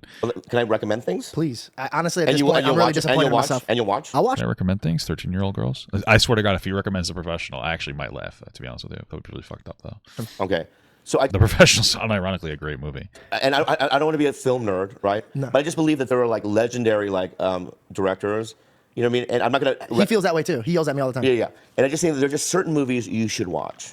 Reed, what's a good movie that I talk about that's good? What you? I don't You know. should know, dude. I don't know, bro. Yeah. Okay, what about Okay, let's hold on. Anime. Are you into anime? Yeah, I mean, I saw One Punch Man I feel like he isn't. He has to be, no? all the way through. I see, Attack on Titan is one of my favorites. I think One Punch Man might be like my legitimate favorite anime. I used to be I love My Hero. I really do like the show a lot. I especially love all the children in the show, the teenaged girls. The 13-year-olds are my favorite, right? No, but I like that show a lot. Actually, All Might's my favorite character. But I feel like it's gotten so bogged down in unnecessary filler that it's so fucking annoying. And I know that that's a thing that a lot of people, a lot of anime does, but I just don't like it. I think it ruins shows when it's unentertaining filler. Season 1 was great. Season 2 was great. Season 3 was pretty good. It just kind of falls off from there. Overall, what happens is solid, but the filler is just so, it's too much for me. And it pisses me off. So that's a problem when I have with that. But One Punch Man is solid all the way through, and it's annoying it takes so long to come out. But I'd rather have something that takes a while to come out than a fucking a piece of hot garbage, right? I don't think that's an unrealistic or unreasonable perspective. Got it. I mean, Akira, Dragon Ball obviously. Z? Yeah, some Dragon Ball Z in my lifetime. Yeah, Dragon Ball is fucking peak. Dragon Ball Z Kai, I think, is good. It cuts out some of the fluff. I feel like Dragon Ball Super is just fucking too much. It's it's full of filler. It gets boring. I'm tired of every time they somehow, we're talking about Super Saiyan God fucking tier people are somehow they're still meeting people that are stronger and stronger and stronger. There doesn't enough moments where your character is the strongest character. It's just insane to me. That's constantly happening.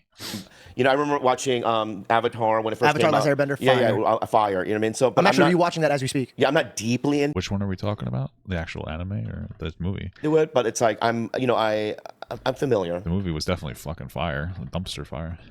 I love that. And I've heard the thing. So what I'm asking you to do is, I know you try to divert it, because I'm going to go back. Okay. So I'm just going to recommend you maybe 10 movies. Fire off. And then I would just like you to see them. Maybe. Okay. Okay. So I think that we should start with Scorsese. Yeah, I want to watch Mob Psycho, but I don't even know how to watch it. I know it sounds so silly, but it's so weird, the watch list. Is he? Absolutely. Name me a Scorsese movie. The Godfather. That was Coppola, but it's close. Yeah. Right. I said it Did with you see some the confidence. Did you see The Godfather? I watched The Godfather. It was pretty good. I haven't watched it in a long time, though, so I haven't internalized everything that happened. I haven't even seen my own grandfather. No, Godfather. Grandfather. Okay. So Does he just not know what The Godfather is? What the fuck? That's so weird. maybe we shouldn't do That's weird. I mean, I know that's weird to me. I feel like George is my age. I'm going to look that up really quick. He's 31. I'm 34. Yeah. I feel like he's my age. That was really big when I was growing up. All the young guys, so they wanted to be fucking Italian. Oh, man, I love the Godfather and Scarface. I know Scarface wasn't Italian, but the Goodfellas, all the other shit. It was great movies. I love them a lot. Now we grew up and realize Italians are the worst type of white, right? I'm just kidding. Where am I? Anyway, I'm fucking around. But I feel like if you weren't into that, I don't know. It kind of communicates to me. You listen. He doesn't seem to have a lot of masculine tases, and that's okay. It's just fine. It's just interesting to me. this. The first two, they're on Netflix. Are they really? Okay. No, I want to try. Okay, go. All right. So I just think that any Scorsese movie. So I only want you to watch one of these. Got it. Either not Mean Streets, but maybe Taxi Meet the Fockers. That's a great one. Driver. Bruce Willis? Fire movie. No. Right. Is it Bruce Willis? Or Yep. No. But De he did Niro, play- De Niro's in it. Harvey. Oh, that's who he was, Harvey yeah. Keitel, Jodie Foster as a kid. Got it. Good, great movie. Oh, good. Oh, that stick out to you a lot. Taxi Driver. Great movie. Dark? It's like I figured out why you're always anxious and sad all the time. That's not bro. why I did. You just watch depressed movies all the time. No, There might be like a legitimate part of that. Yeah. And then you gather your friends. You're like, come here. You're too happy. Come here. Stop watching Friends. Watch this. And then it's just a sad movie. There unironically might be a level of truth to that. Sure. I don't want you to be basic. I want you to. Beastars was good. You know, the problem I had, first of all, I don't think season 2 is as good as season 1. Season 1 was fucking peak. Second of all, the biggest issue I had is that I watched Beastars almost all of it in one day, and it was so good. I was literally guzzling its gum. And then my wife and I, we watched it together. We stopped and we watched like the last 2 episodes or something without, separate. It wasn't as good. I feel like when you watch it in one sitting, the story is just so much better. But when you watch that separately, it's not. And I wonder what that is, because I wonder if it's a more recent phenomenon. Because back in the day, media was made for you to consume it over months. Oh, we have 10 episodes in the season. You're going to watch 1 per week as a 2.5 month, 2.5 month long run. So I imagine the episodes were made for you to consume and wait a week and come back to it. And there's like probably a level of almost reintroducing what happened last time, not just in the beginning where it's like last time on, but just reintroducing it in another way. The flow is different. It's like it's made to be consumed over a period of time, Whereas I feel like media now, it's made for like Netflix. And so now you're meant to consume it instantaneously. And I feel like if you don't binge an entire show in a day that was made for Netflix, I feel like you're almost missing out, because I feel like it's designed to be a super long movie that's kind of chaptered, but not really. I don't know. That's how I feel. That's how I feel like about Beastars. No, I don't want you to be basic. I want you to be cultured, okay? And I'm not saying you don't go to museums and stuff. Do you? I love museums. Okay, I actually always do. stop at You seem like the kind of guy who would. museums. Oh, me too. So you love art. I love art. And that's what film is. I know. I feel the art too much. I feel Me it. too. I have a lot of German in my blood. Sometimes I get angry when people don't appreciate my art. Makes me want to do wild shit, Makes me want to get hot, you know what I'm saying? Too much. I look at it and I just go, too believable. Okay. Too believable. So either Taxi like Driver. Sophie's Choice, couldn't think about another thing for another. Like, it's too Oh, long. that's a pretty good movie. Bro, I didn't watch it. What is there to think about then? The fact that she had that choice. Somebody told me the obligation she had. And I was like, what? She had to choose? Why would you even watch that? You knew the premise? Yeah. Nah. What is the movie about? Too believable. So either. like what? She had to choose? Why would you even watch that? You knew the premise? Yeah. Nah. I see what's going on here. I will literally cry. If I see something sad, I'll cry and I'll feel it. Okay. Incredible. Like when I watched that episode of the podcast, I just went right back into You cry about it? I mean, I understand having like irritations with it. What the fuck are you talking about? So here we go. Let's keep going. Dude, this guy is so fucking weak mentally. Like, there's okay to have emotions, but you fucking go back and you cry about the podcast? Like, what the fuck is wrong with you? This guy, I'm not saying that the Logan Paul or whatever is a good guy or anything, but this guy seems so fucking difficult to be friends with. He seems like a chore. George seems like a chore to be friends with. Like, he gets so upset constantly about everything. And he's supposedly a comedian, which is absolutely wild to me. He's supposedly a comedian, and he gets constantly upset and offended and emotional about everything. And I think that, we've all been in situations where we've been, like, upset about things. And, like, yeah, sure, that's cool. But this guy, like, there's something. He's so sensitive in such, like, an annoying way. Oh, my God. I see how you try to divert it, but I'm actually going to bring it right back. Yeah. I don't talk about it. It's behind us. Can I ask you a real question? Oh, fuck. Here we go. What is up with you and your ex-girlfriend? What do you mean? I love this like relationship that everybody keeps bashing. They're not bad. I don't see. I don't know. I heard that there was something weird going on. I'm really not interested. They both seem like they're probably toxic pieces of shit. So, same. Here's the thing with George, Yeah. okay, is that I don't read anything online. Teach me this, bro. You got to teach me. It's probably a good idea not to read anything online, to be honest with you. It's not necessarily productive. So from like a career perspective, that's probably a good thing not to do. Your ways. I'm just told you. No, I know, but like, how do you get into that? It's way too hard to do that. It is. Because right now you told me you read DMs, but then you don't read anything. But I read DMs That's a good point, actually. So I don't think he probably does read those things. only because it's like some. Or, I mean, that is two different things. Like, there is a difference between like looking at your Instagram DMs or whatever versus like keeping up to date on what people might be saying about you. So sure, maybe he does. Yeah. Because I'm single, and sometimes girls will go, "Hey, you want to go out?" Oh. So I just look at DMs sometimes. Hey, Bobby, I'm freshly 18. Oh shit, too old for me, dude. You know what I mean? Sorry, I gotta probably stop making those jokes, but I fucking yeah. I don't. So, but I'll see a DM. If I think it's hostile, I won't read it. Fair enough. It's it has nothing to do with you. So you when did you Comments grow this have- skin? It's not a skin. Well, yeah, it's like a skin. I think that a lot of times when you read, like everybody does it, when you read comments about yourself, they're frustrating, especially when they're like negative comments, and it feels like one person saying something could turn into the whole world saying something. Oh, that sounds like really weird. But in many cases, it's just not the case. You know, in a lot of instances, people don't necessarily care as much. A lot of times, your cancellation, you know, if we'll call it that, has more to do with how you interact with it than anything else. So you got to interact better. It's just reality. It has nothing to do with you.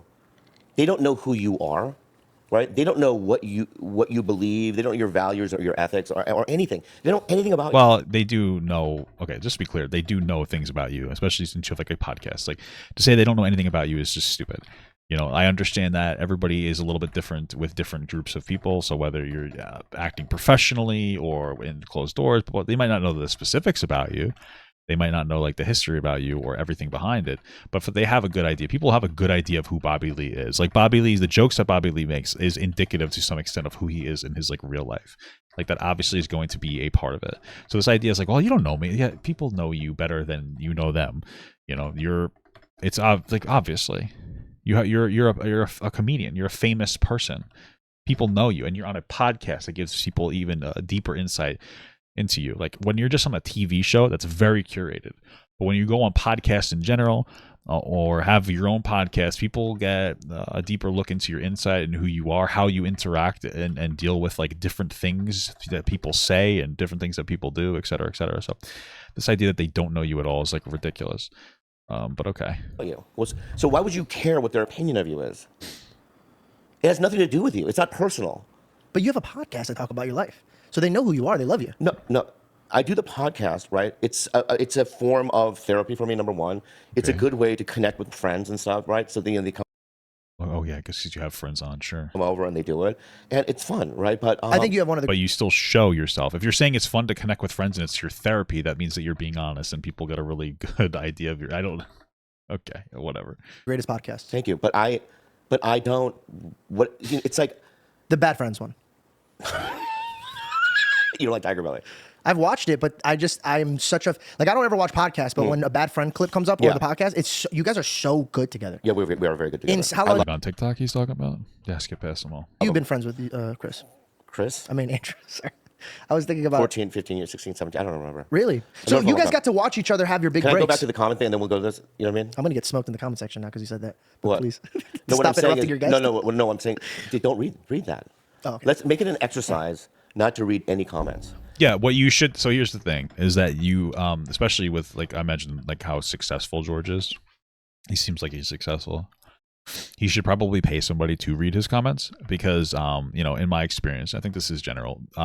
People giving you criticism is not bad. It's almost always disproportionate. Even if you make a mistake, it's almost always disproportionate to what you actually have done.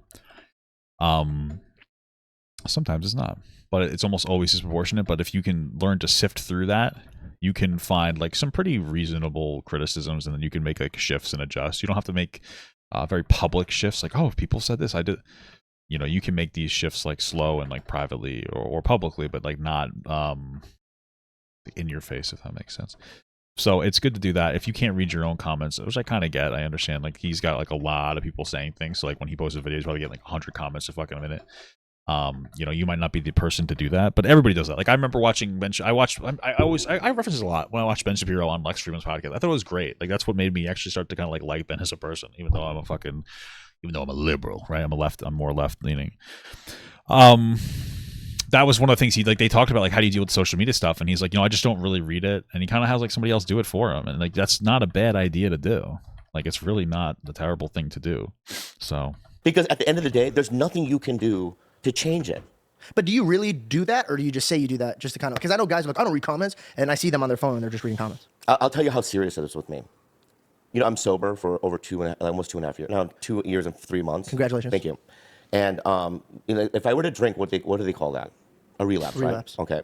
So by reading comments, to me, it's a relapse. Because that's how bad it was for you. No, it's for me. There was a time when I did read it, and it would fuck up my day. It ruined you the way you perform. Yeah, and I just decided to like not read it because it makes me feel bad. There's no healthy, productive thing that can come from it.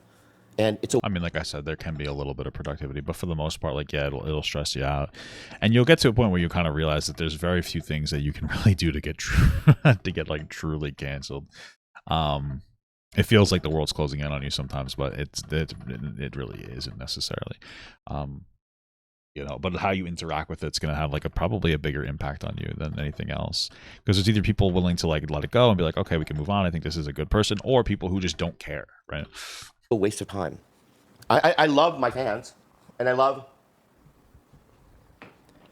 people's opinions. You And don't stuff like Ben that, but Shapiro. it's I like- understand that. You know, I think for me, like obviously I disagree with like like a lot of pretty much every one of his political takes, but I think as I get older, I have like a different thing that I primarily value. And a lot of things that I primarily value are like my relationships, like with my wife, right? I know that sounds like silly, but that's a big thing.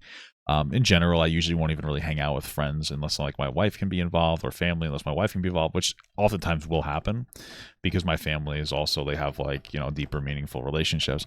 But to me, I just don't see like that's a big thing for me. And so like when I look at Ben or like a lot of these Daily Wire guys, they seem to be in pretty solid relationships, specifically Ben. And maybe he's not, maybe it's all for fucking show or sham, I don't know.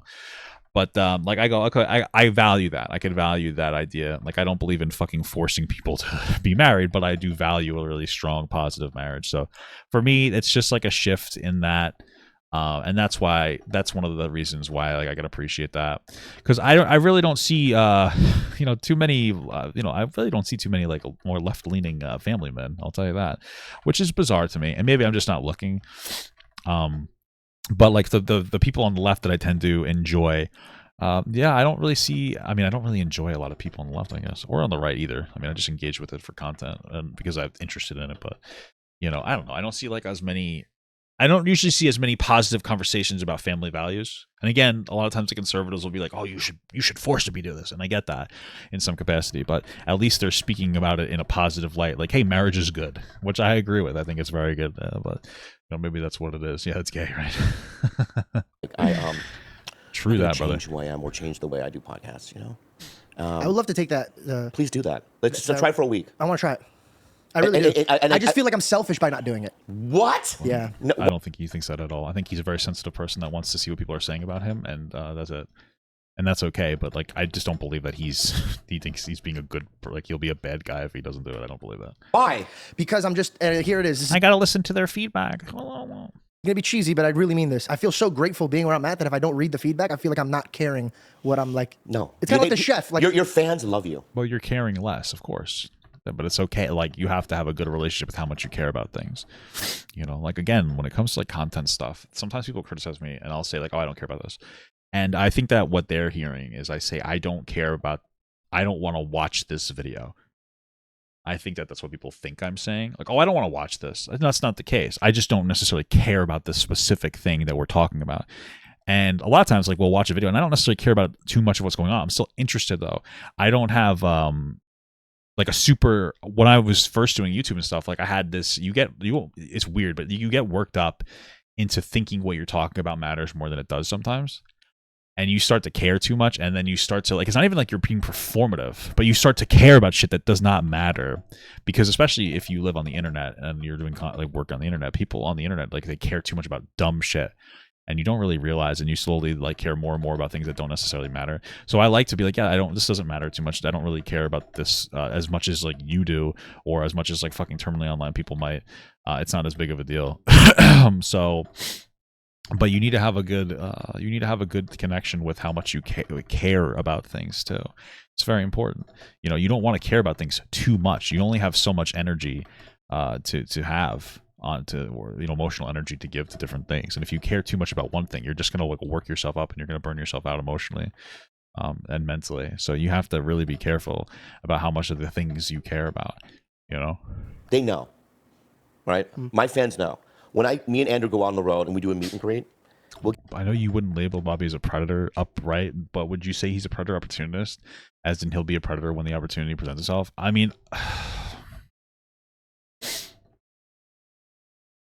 I don't know. I don't know. I don't really know. I haven't really put any thought into it. Bobby Lee, Bobby Lee seems like the kind of person who is small and fragile and weak, and he uses that to present this idea that he's not really a threat. And so he pushes boundaries, and when like people push him back on that, he's like, well, but I'm just like a small little guy. That's what kind of guy is. Like, he seems like the kind of guy who wouldn't have a problem talking to a drunk girl when he's sober. Like, I think that he's kind of a scumbag. Yeah, I think he's a piece of shit. I mean, I'm sure he's gotten to be a better person as time goes on. I imagine he's not going to Tijuana and trying to pick up 13-year-old prostitutes anymore. At least I'd hope. But yeah, no, he seems like that kind of person. He gives me that Vosh energy, you know. But to be real with you, We get like 100 people or whatever, you know, every show. We limit it, you know, and then I talk to them, and sorry, they know That didn't even sound like it's real. it is real. Okay. And so I hug them and I look them in the eyes. And I just thank you so much for listening, and they'll tell us what they like and this and that, and you know, and that's it's positive and it's cool, and I'm grateful for it. But you know, I don't read comments for the positive stuff. You know what I mean? It's the negative stuff, obviously. That you search for. Yeah, and also the positive stuff isn't real as well. It's like, you're the greatest comedian, you know what I mean? Or, you know what I mean? You saved my life, or whatever it might be. I mean, it may or may not be true, but it's like, is it? I don't know. But you know what I mean? You don't want it and to I get don't to want to your base my feeling, the way I feel about myself and how I go about my day based on either a positive or negative comment. It's not real. I kind of get what he's saying. Like when people will say, like, you saved my life. Oh my God. Like sometimes people are doing a little too much, if you know what I mean. Damn, look at this guy. These are fucked up. Sometimes people are doing a little too much. Like, I'm sure that I resonate with people, and I think that's awesome. But some people, like, I don't think I ever really saved your life. You know what I mean? That's fucking crazy. I find happiness. I'm trying to find happiness. And George, trust me, I slip all the time. I have a therapist, and so I go in there and just so depressed over like something that I read or somebody said or whatever. And it's just like, you know, she tries to get my mind back into what I'm feeling right now. Anyway, don't read it. So what we're talking about, my Tiger Belly with Kalila. Okay, so what I want to say is, Do you love her? I do. I love her. And How'd you guys meet, if you don't mind me asking? let me just get into this real quick. You know, you're so good at this. Thank you. That like I'm trying to, you know, It's like really glazing him hard there. Jesus Christ. there's just so many things coming at me. I'm just so curious. I'm gonna tell you. Thank you. I'm gonna tell you everything. I'm here for it. Cool. Hi. Hi. You're so cute. Thank you. So anyway, number one, like the other day I was at a show and Sarah Hyland, my other ex-girlfriend, was there. And when I saw her, I hugged her and we talked. And I miss her and I love her. I was at an airport once and my ex-girlfriend Christine was there with her new baby and her husband. And it was just good to see them. I hugged her. You know what I mean? And she looked so happy. You know, I don't go into relationships for sex or anything like that. I mean, it's a part of a relationship. But if, Okay, I don't really believe this, to be honest with you. He seems like a sexually degenerate person, so I really just don't believe him on that. But maybe he's because he's gotten older. But okay. that ends, like the sexual intimacy part of it, it doesn't end the relationship for me. I agree with you. Okay. So when I look at Kalila, I see. I don't know. Maybe we have a different way of expressing this. Like I'm very sexually driven, so I mean, like I'm not as sexually driven now as I've gotten older, you know, or that now that I'm in love with my wife, I don't necessarily care about sex as much. It's still important to me, you know. So like if I was gonna get into a new relationship now, which I wouldn't, like with my wife, but if we weren't together, it would be very sexual in the beginning, and then like, you know, then it's like, do we fall in love? Okay, then if we're not, then I'm out. I'm out E5000. You know what I'm saying? But sex is extraordinarily important, I think, at least for me. And I just kind of feel like Bobby's a degenerate fundamentally, and I'm a degenerate too. Not the kind of Tijuana degenerate, but you know. So, but okay. One of my best friends. I love her with all my heart, and that's that.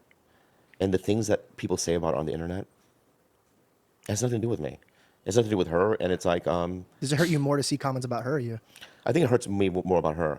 You know, there was a time where I would defend her online. I read something about her and I would go, "Hey, you don't know what the fuck." But then it's like, what's the point? And then other people glom onto it, and you're on this you know, ridiculous fucking argument with a stranger. Yeah, no, I see people say like dumb shit too, and I get, you know, I've argued with people before, and I do a lot less of that. You know, my thing I've been trying to get into mentally is like, if I'm not going to respond to positive comments about me, why am I going to spend the time of the day just to respond to negative comments about me? You know, and because it's like, if I'm gonna sit there, I'm not going to give attention to people who are saying positive things. And I like to set like firm boundaries. That's why, a big reason why. Part of that boundary is just not being on my phone. So if I'm sitting there like responding to everybody like, oh, waste. I don't want to get locked into that idea of doing that. But if I'm not going to respond to the positive ones, like why would I respond to the negative ones? It seems unfair, specifically to the people who are like positively affirming of something that I said, for me to be like to go in there and be like, oh, let me argue with some fucking asshole, you know? It's a waste of energy and time. Yeah. Yeah. So anyway, let's How'd you meet her? Oh yeah, that's good. Very good. Hi. Yeah. So Tinder. Really? Was she in the arts of like entertaining? Or? No, she was in nursing school. Oh wow. And she lived in Long Beach. And I She met Filipino? half. Figured. Why? She's a nurse. Good.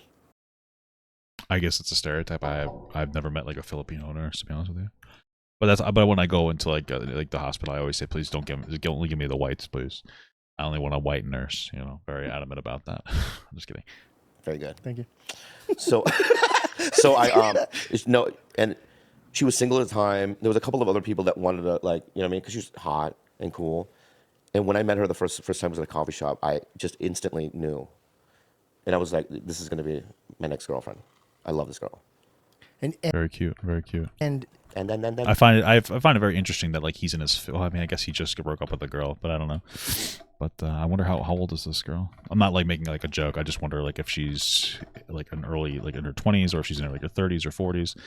You know, what made because I it have no idea what he's talking about. I obviously don't keep up with the Bobby Lee lore. So. like? Was it the work together that made it a little complicated for you guys, or was it just like you guys this timed out, but I still love you? I think this is an interesting question. Yeah, work is always going to make things complicated if you work with your partner. You know, I love my wife to death. Well, we've talked about working together and whatnot, and like it never really comes to fruition. Part of it's because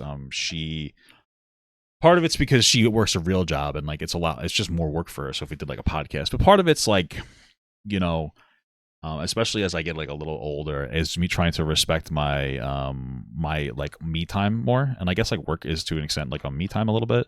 It's not like purely me time because I'm obviously like, you know, coming on here and chatting with you guys in some capacity, right? I'm thinking with videos, but like it's probably, even if you're in like a good mood, it's probably may not be for the best to necessarily do like consistent work with your partner, especially if it takes a while, because like you have no place for yourself, you know, and you know, this is kind of like my place, so it's good to have like a place for yourself. And so it can add complications. You know, you can have overexposure to your partner, and it also makes it difficult because work is a chore. Obviously, even like this job, I love this job. This is the best job I've ever like done in my life. It's fucking incredible. It's like much easier, but even this, I have to come on and I have to like do stuff every once in a while. Obviously, it's a job, and you know, that means that I would have to engage with my wife when we did that if we had a consistent thing. And sometimes I'm just like I'm in a very me mood. Like there are times where, and I get this a lot, is where like I'm in the mood to go and just to be by myself and like even go out and eat for myself. Like, I mean, it's silly, but I go to the gym 3 days a week and do like a full body thing. And I'll usually go to Costco afterwards, and I kind of genuinely enjoy that time. Or I'll go out to eat with something else too. I'll go eat whatever the fuck I want. You know, maybe I'll even go to like a sushi, like an all-you-can-eat sushi restaurant. Because my wife isn't necessarily a huge fan of it, so it's like, oh, you know, that's something I can go by myself. I'll usually save the stuff she likes to go with her, generally speaking. But I really enjoy and appreciate that time. And so like sometimes if you work with somebody, that removes that's a forced time to be with somebody, which is always going to happen. There's always going to be forced times to be with somebody. And that's okay. But, you know, sometimes it's not a bad idea to minimize the necessity of those forced times. You know, this way, when you're in those alone moods, you don't necessarily have to be around that person. And when you're not in an alone mood, you could just choose to be with a person, you know, and do something that's a little more spur of the moment. So you drink loud, huh? It's for Celsius. They actually in the contract I have to drink loud. Oh, good. I think it's a joke, but it was actually kind of funny because obviously that's not true. I'm surprised that he came up with that. Because it is refreshing the way you drink. Thank you. You want to hear it again? Yeah. Yeah. Dude, do you like ASMR? I love ASMR. I fucking hate ASMR. It pisses me off. It just really irritates the shit out of me. You do. Makes me so fucking mad. ASMR. I love ASMR. Do you watch it while you're sleeping? Yeah. And then they're just gonna. I hate the ones. This would, if I had like an intellectual disability, this would make me like beat people. This would make me stab people and hurt people. I'm not even fucking kidding. This would be like my trigger. Would be people doing fucking ASMR. It would make me so goddamn angry. They do stories where they pretend to be doctors. No, I love those. Are my favorite ones. Those ones are your favorite. The one, like, there was one in the future. Yeah. Was the kid that has a lot of acne on his face? No, it was a girl. Oh, okay. There's this kid that has a lot of acne, but he's the best. Oh, you watch it What? on YouTube? No, I listened. Okay. There's a kid that has a lot of acne, but he's the best. Kind of insinuates that his acne makes him a bad guy or something. Like, what? He's got a lot of acne, but he's the best, which I get because people with acne, you're very ugly. I'm just kidding. If you have acne, I'm not trying to offend you. I know there's a lot of people in my chat that have acne. I know I have a lot of hormonal women, and don't worry, I love hormonal women. Okay, because they're fucking crazy, and I need a fucking crazy person to keep me straight. Do it. No, I watch the. See, you need to be more. The only type of like sensory thing that I enjoy, would probably be like pimple popping and like hair follicle pulling videos on TikTok. Like I enjoy those. I find those to be very stimulating in a positive way, you know. And I like it when my wife pops my pimples as well. So, you know, I feel like if you're with somebody who won't pop your pimples, that's not really love. You know? Cultured. I'm going to send you 10 ASMR videos that you need to watch. It's about the art. point of ASMR is to fall asleep. No, it's not. Well, it's not the point of it, but it's sometimes lull you to sleep. That's how I use it. So when I'm like, I lay in bed, right, and it's like, welcome to the spaceport. So let me see if I can't wait till we get, because I remember we covered some ASMR drama a while ago, and I was like, damn, like it's tough to actually listen to people talk in ASMR. But now with technology that it is, I feel like we can probably AI ASMR away. So like you can watch ASMR without having to actually fucking like run it through a filter. It's like, oh, a normal person's talking now. Fantastic. I can't wait for that. That'll be incredible technology. Yeah. Oh, I'm sorry. What's your first name? You gotta fill out this form. Okay. You know, just relax. You know, and I fall right asleep. They go, hold on, let me just take a sip. Yeah. They could even say something racist, and I was still like, oh, you little ching chong Chinaman? You mean? Oh, you flat-faced little ching chong China, you mean? and I would not be offended by it, right? You and your little dick. It's not what you say, it's how you say it. Yeah. You have a little yellow dick. What the fuck? Yellow dick. You know, I wouldn't even be offended. But anyway, what we're we're talking about You were explaining to me what caused the relationship. Oh, so you know, from now on, I probably, the one thing I probably would not start a podcast with a girlfriend. Yeah, that's probably a good idea. I think that's what I learned from I the last started one. with my fiance. Everybody's like, don't do it, bro. Don't do you, You really should not do it. No, yeah, it's probably not a good idea. You know, my wife and I had one, and we've it's just too much for us to get back into. And we also have such different ideas of what we would want to do. Like, I could probably make content with her, but I think it would need to be like smaller, shorter form content that's not like what I do now. Like when I did my podcast with her, it was what I'm doing, but in podcast form, kind of. So it's like, you know, it's already doing something I'm already doing, and like people liked it. But I feel like we could do something a little bit different, you know, and I think that it might be something a little more vloggy. Because there's times where, like, you know, if she wanted to give her opinion on this topic, she could just come onto my, like, and we can make a video on my channel. So, but, you know, it's not a good idea. I already explained why before. you did it? Yeah. Where's she? You want to know the truth? Yeah. I didn't want her to sit on this episode. Where is she? She Why? Because you were going to fucking cry about Bobby Lee? just went to the gym. That's just me being honest with you. Why? Do you want my honest answer? Yeah. Well, quite frankly, I was very scared of you. I didn't know which direction you were going to take this, and I didn't want my poor fiance to get just destroyed because you're comedically way better than me. That's not true. Why would your fiance get destroyed? Like, you're a grown man. It's time to learn to set boundaries. So if he said something inappropriate, be like, I don't like those types of jokes. Like, I understand that in the comedy world, not even in the comedy world, I don't think that that's ever a bad boundary to set. I don't think that there's this, like, normalization with, like, mature comedians of not being able to, like, affirm a boundary of, like, yeah, I don't like that kind of joke, or I don't like the topic of conversation going to my wife or my girlfriend or my fiance. That's, like, too personal for me. And setting it very clear. So you could do that, and if he kept pushing, be like, okay, you're gonna leave now. Like, you know, it's time to grow up. Because we talk, you know, I know he complains about, you know, Logan Paul and Mike or whatever, but like there's always a level of your fault. Like if you are existing with a group of friends that are constantly not advocating for you and constantly bullying you, you're part of the problem because you're not setting a boundary, and the heart of that boundary could just be to disconnect. And so it seems like this guy just has a constant problem with affirming like healthy boundaries for himself. You didn't want, and it's fine to not want your girlfriend there because you thought it might get confrontational, but like you're afraid that like there's going to be a problem. Like you don't feel like you can affirm a boundary. Like, okay, leave. Like that should be in your arsenal of like, I'm not going to engage with you in a conversation if you're going to be disrespectful. Like it is like a legitimately spineless behavior. It's just not respectable behavior, to be absolutely honest with you. True at all, dude. Bro, I showed What you a we're doing- picture of her and you said she wouldn't be with you unless you were where you're at. And I was like, It's a that's joke. true. It's true. It's a fucking joke. Well, maybe it is true. You got to grow another pair of balls, man. It would have hurt a lot more if you said it right. I'll let you go. he made a comment about how she wouldn't be with you unless you were like famous or whatever, and and that upset you so much that you couldn't handle him making that joke in real life. What the fuck? How is this guy a comedian? What the fuck? This guy's fucking weird. I don't like this guy. I changed my mind. I'd rather be friends with somebody who fucking raped a kid 20 years ago than George. He's such a fucking loser. I'm kidding. I hate them both. So see, that's what I'm saying. That hurt. No, I'm not gonna get it right. That's fine. It is out the way to. What I'm saying You're is, a sassy girl when you get mad. when she's coming back. When is she coming back? She's out for a bit. She's gonna So go I'm get never gonna meet her. groceries. I'm and never gonna stuff. meet her. Well, we could go get lunch and hang out as individuals. I don't want to do that. She was actually very excited to meet you. I'd like to meet her, but I mean, it offends me because no, I came in here, dude. I couldn't wait to come here because it's like I want to. Because these, You don't even know why you wanted to be here. yeah, I do. Well, yeah. I mean, he obviously wanted to be here to run some defense for his career. Again, like I said, like the online sphere is like very impactful, and the YouTube's becoming more of like a legitimate thing, you know.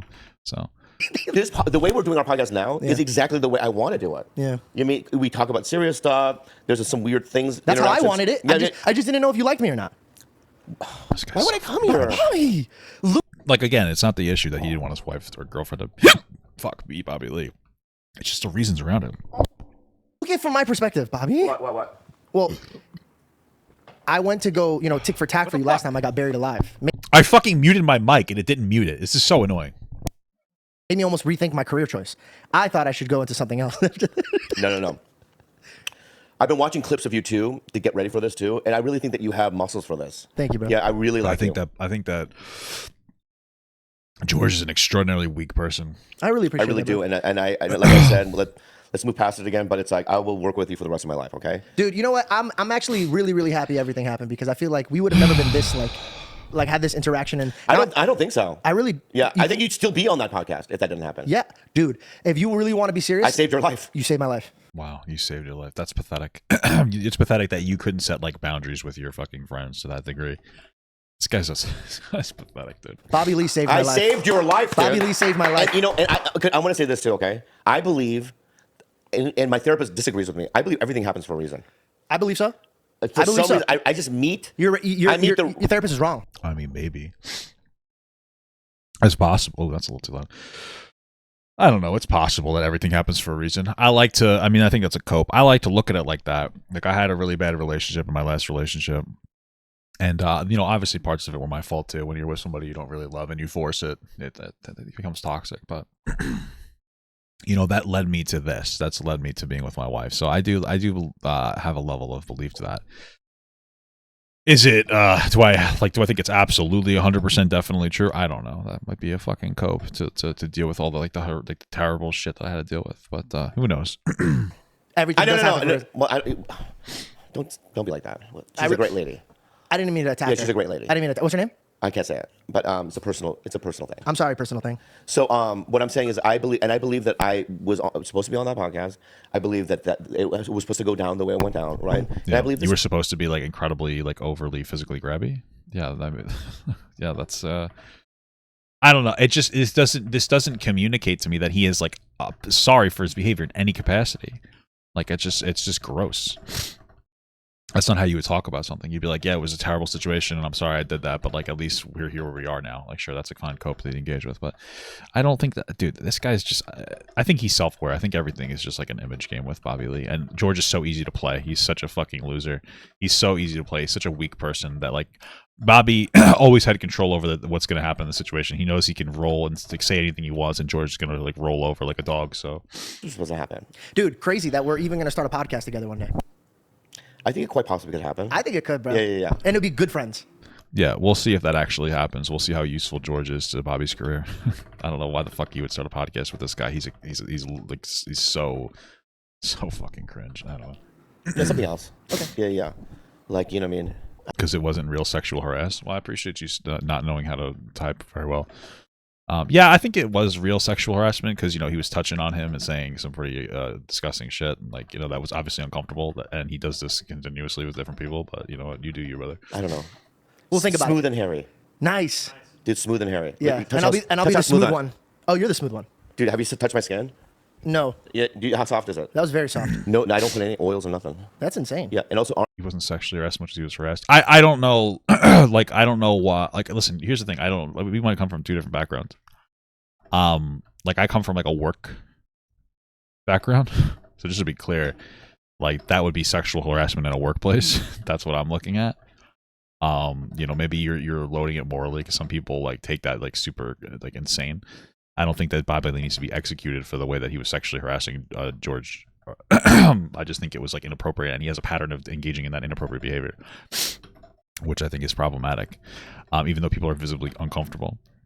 But it is definitely what he can constitute like it's like a form of sexual harassment. Just to be clear, we're in you know, we're just that's just to be clear. What you're saying is like, wrong. But you know, I personally wouldn't call it sexual assault. Maybe it would be considered so. You know, definitionally or legally, I don't really know. But yeah, Koreans, we don't smell in our armpits. You don't. Look it up. You can look it up. Look it up. Let me smell your armpits right now. No, not right now. That's weird. Yeah, but look shoving it your up. balls and making me smell that isn't weird. I didn't do that. You did in the very beginning of the podcast. Where? On Impulsive. I don't remember. With Jake. Yeah, it was just for comedy, dude. Then What let the me fuck, smell man? your pits for comedy. Fine, thank you. this is just fucking weird. George is like so weird. Do you don't have anything on there? No, Nothing. nothing. Wait. No. No. Yes. You don't have anything on there? I really just think he did it as like an overcompensation. Like he got fucking, you know, the whole penis thing made him uncomfortable, so he's trying to like own it in some weird way. No. Dude, Google it. It's a medical fact, a scientific fact. I am impressed. We don't how have the you smell. glands or something in there like you guys do. What do you It's mean, like- you guys? Like fucking Greek people. Isn't George Greek or something? I agree, but I mean in a real life, a lived experience, not as a workplace. I don't know what that means though. Like, if work, not real life. Like, I don't understand. Touching somebody's genitals in an unwanted capacity is some form of sexual harassment. Like, maybe what you're trying to say is he didn't want to have sex with him. Like, yeah, maybe, but that's still sexual harassment. So, just to be clear, like, it is like sexual harassment. Okay, yeah, I meant what I said. yeah. No, let's go there. Okay. Yeah. You know what I mean by you guys. I know what you mean. What do I mean? Us terrorists. Dude, are you out of your fucking mind, Are dude? you crazy? Why would you take it? I should have swore that he's fucking. I could have swore that this guy's Greek. Yeah, bro. You said it. Bro, I love everybody. Hey. No, you guys was the rest of like, dude, white dudes smell the worst. White dudes? White dude, no, white dudes. You said it funny though. I don't know. Yeah, I know. White dudes, dude. Have you ever like smelt a white dude after the gym? They're Like, I'm gonna just say probably all people smell after the gym unless you haven't really done anything. But okay. this dude. Oh, he stinks, bro. Dude, he stinks. I can. Yo, he smells Reed, from no here, dude. disrespect, bro. No disrespect, dude. No disrespect, bro, Yeah. but you do stink. Yeah. See now. Sometimes. So George, what you're doing now? But you're the alpha though. In this George- room, whose credit score is the best? Raise your hand. Look at his face right now. There it is. This is such a weird thing. This moment in the podcast is so weird to me because I feel like George is always the butt end of the joke, and now he's feeling like he's not the butt end of the joke, and so he's kind of redirecting that and like trying to like weirdly, almost like not super. I'm not trying to put a lot of energy into it, but like try to playfully bully other people. Like the second he feels like he's in the spot, he's like, oh yeah, and yeah, you stink too over there, and oh yeah, you're tired. And it's like, all right, dude, like relax a little bit. Like holy fuck, like you obviously can't handle it, so don't dish it out. It would be fine if he wasn't such a pussy, but he's a fucking pussy. So stop trying to like dish it out to even your friends. It's just weird, you know. But okay. There it is. Who walks down the street and is no threat to anybody? Raise your hand. There it is. I'm a threat. You're not a threat. Guys. See what you're doing to him Yeah. is what I was trying to do to you at the Jake Paul one. Well, then take some notes. Whoa. Oh, there you go. That was quick and actually kind of funny. Do you bleach your teeth? No, They're nice, dude. Thanks, bro. You floss, huh? I don't. You don't. Do you shave? Yeah. Your pubic area. Yeah. But sometimes I let it like just chill. Yeah, you must though. If I don't keep up with it, it gets crazy. Manscaped. And actually, we are sponsored by Manscaped today. So Oh, that's really? Are you being real? I'm being serious. So let's hit our sponsors. This video is sponsored by Manscaped. Hey guys, do me a favor. Perfect timing, baby. I want you to blink if you didn't get your dad anything for Father's Day. Yeah. Yeah, I didn't get him for anything for Father's Day. I also blink a lot because of my Tourette's, but yeah, no, because he left, so I didn't get him anything. I thought so. That's why I'm coming in I hot. can't wait till that motherfucker dies. It's gonna be so funny. I'm not gonna care at all. I know that's not sound mean, but that guy he's just never in my life. When he's dead, it's gonna be like the funniest thing in the world to me. I'm gonna be so happy because I hate him in a way that's so wrong and irrational, but I don't care. So I would never pray for his death, but when it happens, I'll thank God. No, I'm just kidding. I won't thank God. I don't want to put any energy into it, or else that's bad energy in my life. With 20% off and free shipping with Manscaped. Because let's face it. Actually, I probably don't even want to know. Like, I'm saying that now, but I'll probably be like weirdly upset. You know what I mean? Like I was denied of something in my life. You know what I mean? And it's just a continuous. It's just a continually a denial of my life. I feel like I'll probably still be like, I'll have like some fucking, I'm not even going to talk about it, you know? But I still do hate that piece of shit. Daddy probably had a bush since the 70s. We don't want to talk about it. We just want to cut right through that. Or maybe you have a nice beard. You're trying to look like George Janko out here. And again, if you want 20% off and free shipping, use my code George. And you can just click the link in my description and it can take you there. Listen, my little fuzzy guy, there's nothing wrong with hair. Don't be aware of the hate. Be aware of the great. Manscaped.com. Who the fuck wrote this? This was abysmal. Code George. That's cool. Yeah, look how cool that was. Yeah. Dude, look at us. We work together. It's so easy. And are you He's really glazing him. Like he really wants to work on a podcast with him. It's bizarre as fuck. are you loving this? I mean, I saw the clip of him like literally guzzling Andrew Tate's cum too. So George is just a coward loser with no fucking balls. Thing? You know what? Can I suggest some things? Please.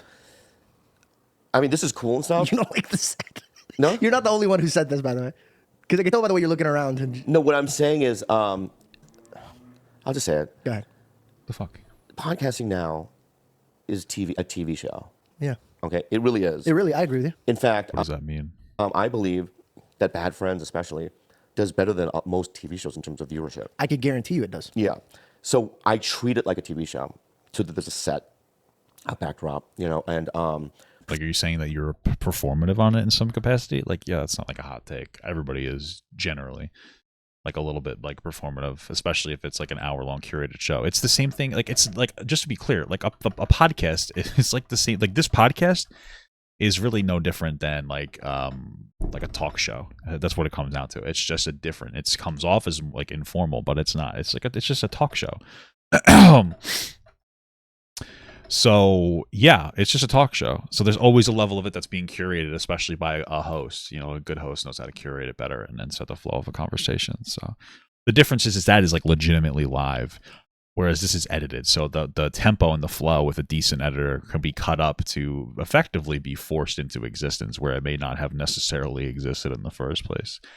So, you know, professional editors, and the cameras are legit. These cameras are legit. Thank you. Yeah, I mean, so you're. Well, we pack up and go. We don't have like a set. So I'll go meet you. If you're on tour, for example, we're going to do many shows together. There's going to be a day you're on tour. he keeps saying that. He's really trying to will that into existence, huh? You can't come to me, but I'll come to you. It'd be so funny if they became friends and then, you know, his girlfriend ended up cheating with Bobby Lee, because it would make me laugh because it would just be so fucking preposterous. George is like a good looking guy that acts like he acts the way that like Bobby Lee should be acting. Like he acts like a worm. It's actually interesting.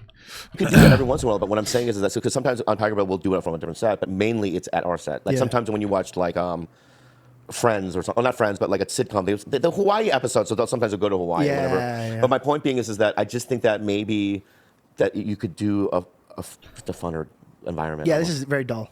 Would you do it or no? I would. Instantly, oh, this is very dull. Like, has that been on your mind, or is this like a new concept? I know that I'm like being a little nitpicky, but it just feels like you're probably okay with your set, and he's giving you a criticism, which isn't a bad criticism, by the way.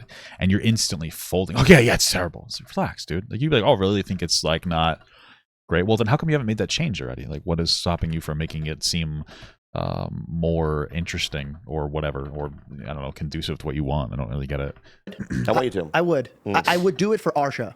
Because I think that would be the big show. Our show. If we had a show? He's really going off on this show thing. It's so desperate. Oh my God. Okay. You're so resistant to things. That's how I work hard. Why are you so resistant to things? I could see why like he struggles to be friends with people. I don't blame fucking Logan Paul or whatever at all for this. This is he's got to be the most exhausting person to be friends with. It's resistant to things. Like you resist things. You're like, I have one way of thinking about it, and this is I'm not going to open my mind. Wait, are you talking about the set? Yeah. No, we're all set with that. With this set. Yeah. You're not going to change it. No. That's what I'm saying. Yeah. So like, why are you saying like, oh really? Yeah, you're right. Like, why are you instantly conceding to everything he's saying, and then you're like, no, actually no. Like, just have a fucking original thought, dude. It's like every time somebody says something, he has to consider it, and like, oh, that's like as equal value to his already like preconceived notion. So weak. There's no like room to even consider. No. Yes. Okay, how about this? I'll consider it. Do you want more money? Do I want more money? Do you want more viewership? Yes. But also, it's like, can I be honest with you? If we're going to be honest, I am so comfortable right now. I'm mad. Yeah, I mean, that's very important. Like, I was doing this whole thing where, what was it, Turkey Tom made the tier list of thumbnails for the recent Wendigo drama, and mine was the F tier. But it's like that's the kind of way that I want to present myself, very simplistic. My thumbnails are for me, and they're for like people like me that would enjoy like very simplistic person talking about stuff and just like a normal, like talk about online stuff in like a normal human way instead of like an eternally online way. I feel like that resonates with certain people. So like that's why I do what I do. And like if that's George's perspective, there's nothing wrong with that. So because I've had other friends like mention, like I've had like other like on our TV, I think even Dantavius mentioned my thumb. Yeah, Dantavius definitely mentioned my thumbnails. Like they need work. I don't. Yeah. And I just disagree, and I always just say that like no, I like the aura that they give off. I think it's like really simplistic, and that's like what I'm trying to go for. So I like that. So yeah, that's where I'm at. I know, bro. And so like if I could just ride this way for the rest of my life, I'm not trying to add or take away. I'm mad chilling right now. You're mad chilling right now. Mad chilling right now. Okay, listen. Okay, I like that you're mad chill. Yeah, thank you. And I have an ice bath upstairs. I'm not kidding. I just set it up. I will do whatever if you jump into that ice bath. I won't do it. You won't do it. No, because I have How did we get here? How did that get there, brother? What the hell's going on with you? arrhythmia. He kind of and listen, I'm not saying I would be good, but George gives me this like he just seems to be like not good at this. He does not seem to be good at this at all. He's not like a good talk show host. Like I remember watching Conan O'Brien talk about being a talk show host, and it's a difficult job, especially when you're doing it live, right? It's probably more difficult because you can't use editing to like compensate for your failures. And he was talking about how he hated it when like the worst thing he feels like somebody could do on a show is to say it's not going well. Whether it is or isn't. Because, first of all, and I've had experience with this, sometimes I'll produce content myself that I think is terrible, and then I'll be like, oh, this actually was pretty good. Like, this wasn't really that bad. Number one. But number two is like, you're presenting like an eye concept to the audience, and if your talk show host is like really like eating it up, so to speak, and they're like really into what's going on, then like a lot of times people will pick up on the narrative, like, oh, we're having a fun time. And the second that you're like, this is not going well, all of a sudden it's like, oh, we're not having a fun time. Wait a minute. Like this is kind of fucking, no. That's a real thing that can happen. So, you don't want to do that.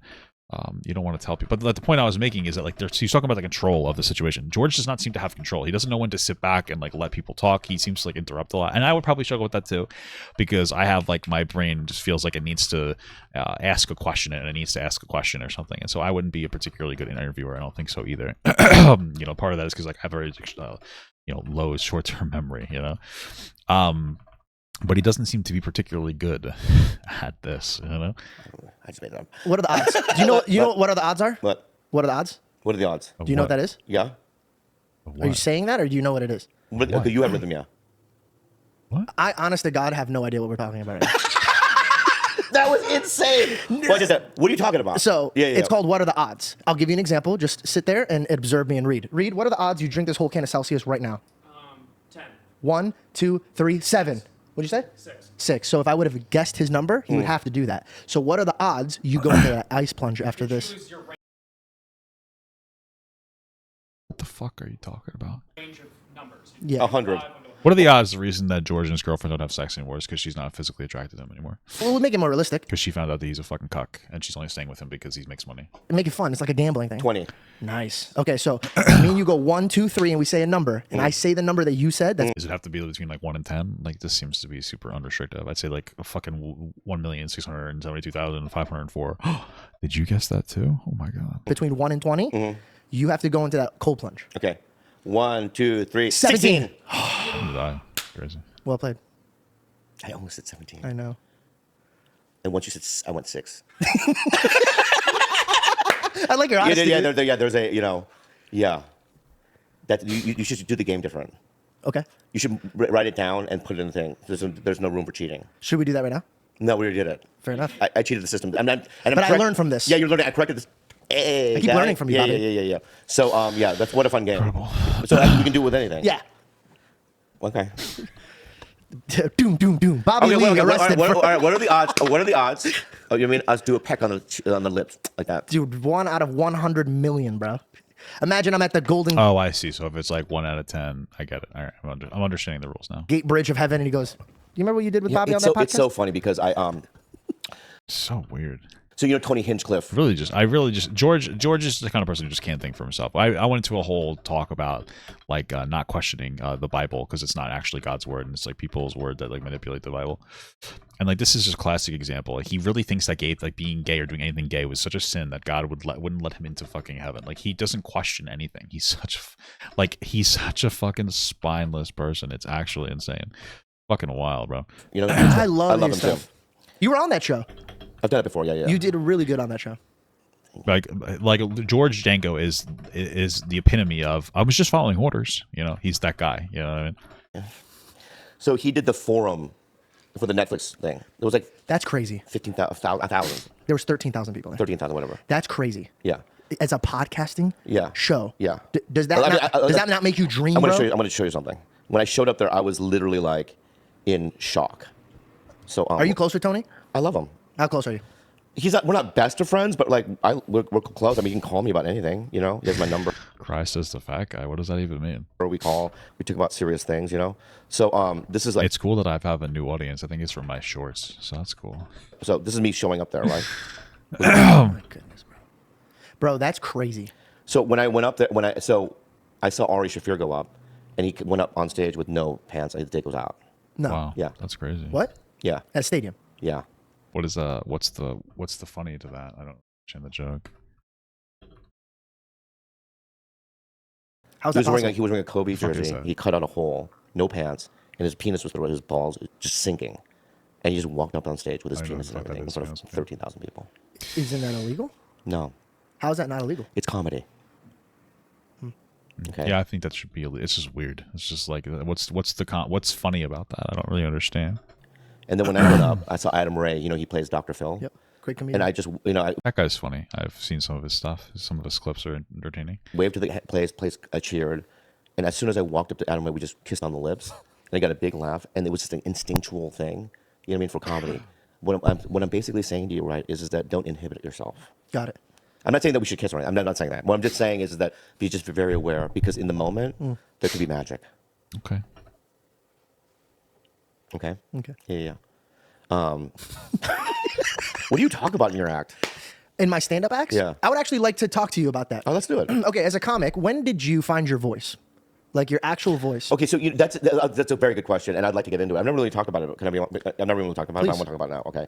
It's a very interesting question. I'm glad you asked. Thank you. So, when I was a kid in stand-up, right, they would say two things like the voice, like, he doesn't have his voice, or what's his point of view? Yep. Right? And these are two things that are like, I didn't even understand what people really truly meant by that.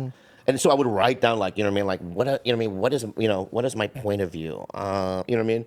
But it's just your perception on something, Yeah, right? it's a POV. It's a POV, right? And then your voice is, and this is advice I want to tell I've told every young comic this, okay? I'm listening.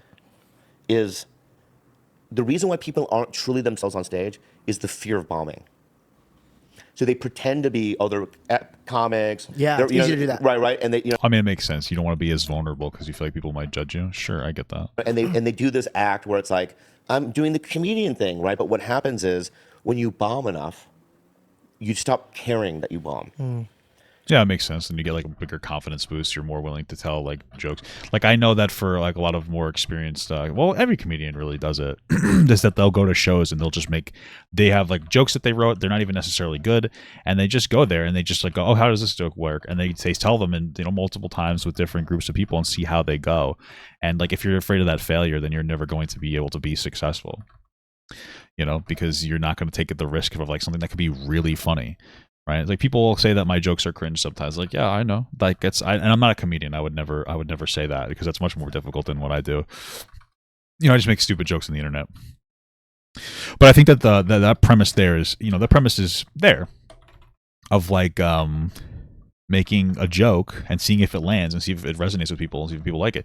There have been videos or jokes and things that I've made, and it's fundamental to any type of content that I've made though, that like people really liked. And I was like, wow, I'm like surprised you like that. I think my biggest TikTok right now was a video that I wasn't even going to release, but I wanted to get out like 3 videos for the day on my TikTok, 3 TikToks for the day. So I was like, yeah, I'll put it out there. 4 million views after about a month.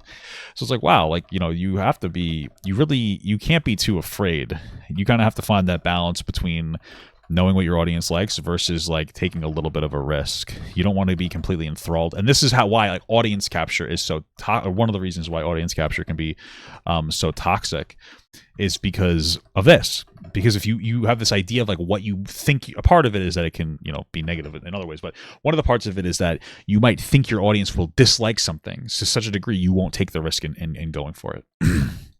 And so like you have to be okay with like bombing to an extent, like really in anything in your life, so it's a delicate, or not delicate, but it's a balance between knowing what your audience may or may not like versus like experimenting a little bit. So you have to put your hours in. Right, and then once you're on stage and you're truly not doing well and you're completely comfortable, that's your voice, because you're just essentially being yourself on stage, and that's what I think they mean. I need help on a Papa, you don't get it. Comedy is a hard left counter culture movement. Yeah, right. You're right. You're so stupid. situation. I'd love to talk to you about it. When I'm on stage, as I do on a podcast, sometimes I overdo it. How do I stop myself from doing that? What does that mean, overdo it? You mean overdo it? Like I'll say a funny joke and then I'll try to I'll kill it, or like I get so excited like a kid sometimes that I for example, if I'm telling you a joke, I'll tell you my voice here normally, but when I'm on stage, I'll do, and it's just like so extra. There's a difference between projecting though, because it's like in theater you project. Yeah. You're obviously performing, right? So don't get the two confused, right? I'm not like this on stage, like monitor. I'm like, what's up? I'm projecting, okay? But I'm also just. Why are these two talking? Because George is a cuck. Like he's not even pushing Bobby in any meaningful way that would cause them to bond together. George is just like a huge cuck that folds instantaneously on everything. Being myself, I'm not, pretending to be anybody else, right? Or my style isn't like anyone else's. But it's like, so there's no mistakes, George, all right? Because sometimes you'll just accidentally fall into something, right?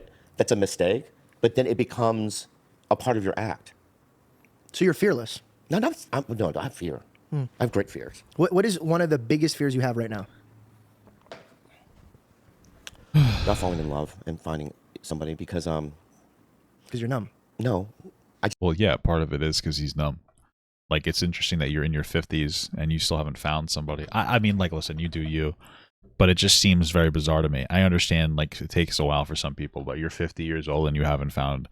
Because, in general, I think, generally speaking, I have a conflicting thing because I think that, like, well, my wife is the love of my life, but at the same time, like, I don't think it's unreasonable to say that, like, there are people and they have a type, and then from there you find the person with that type, and then you do a good job at expressing and asserting your boundaries while they do the same thing and respect each other's boundaries, and then you can create love out of that. You know what I mean? So you could probably be in love with more than one, like, different people. Like, if it wasn't my wife, maybe I don't even recall ever saying that. Maybe I don't believe this anymore. Maybe there is just a one, because I used to think that, like, you find a base of a person and then you can be with them, but I don't even know anymore. I don't even know if I still feel like that might be true, but now I don't. I don't know, man. I don't know. I guess I guess we've potential change in my philosophy. We'll check in on that.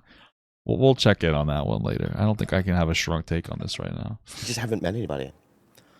It's been a couple years, and I really. Why am I hating on George? His last episode, he pressed mic on everything. Oh, it's fucking crazy. It's almost like we're not watching that episode. It's not like okay. You're impressive. That's all I have to say.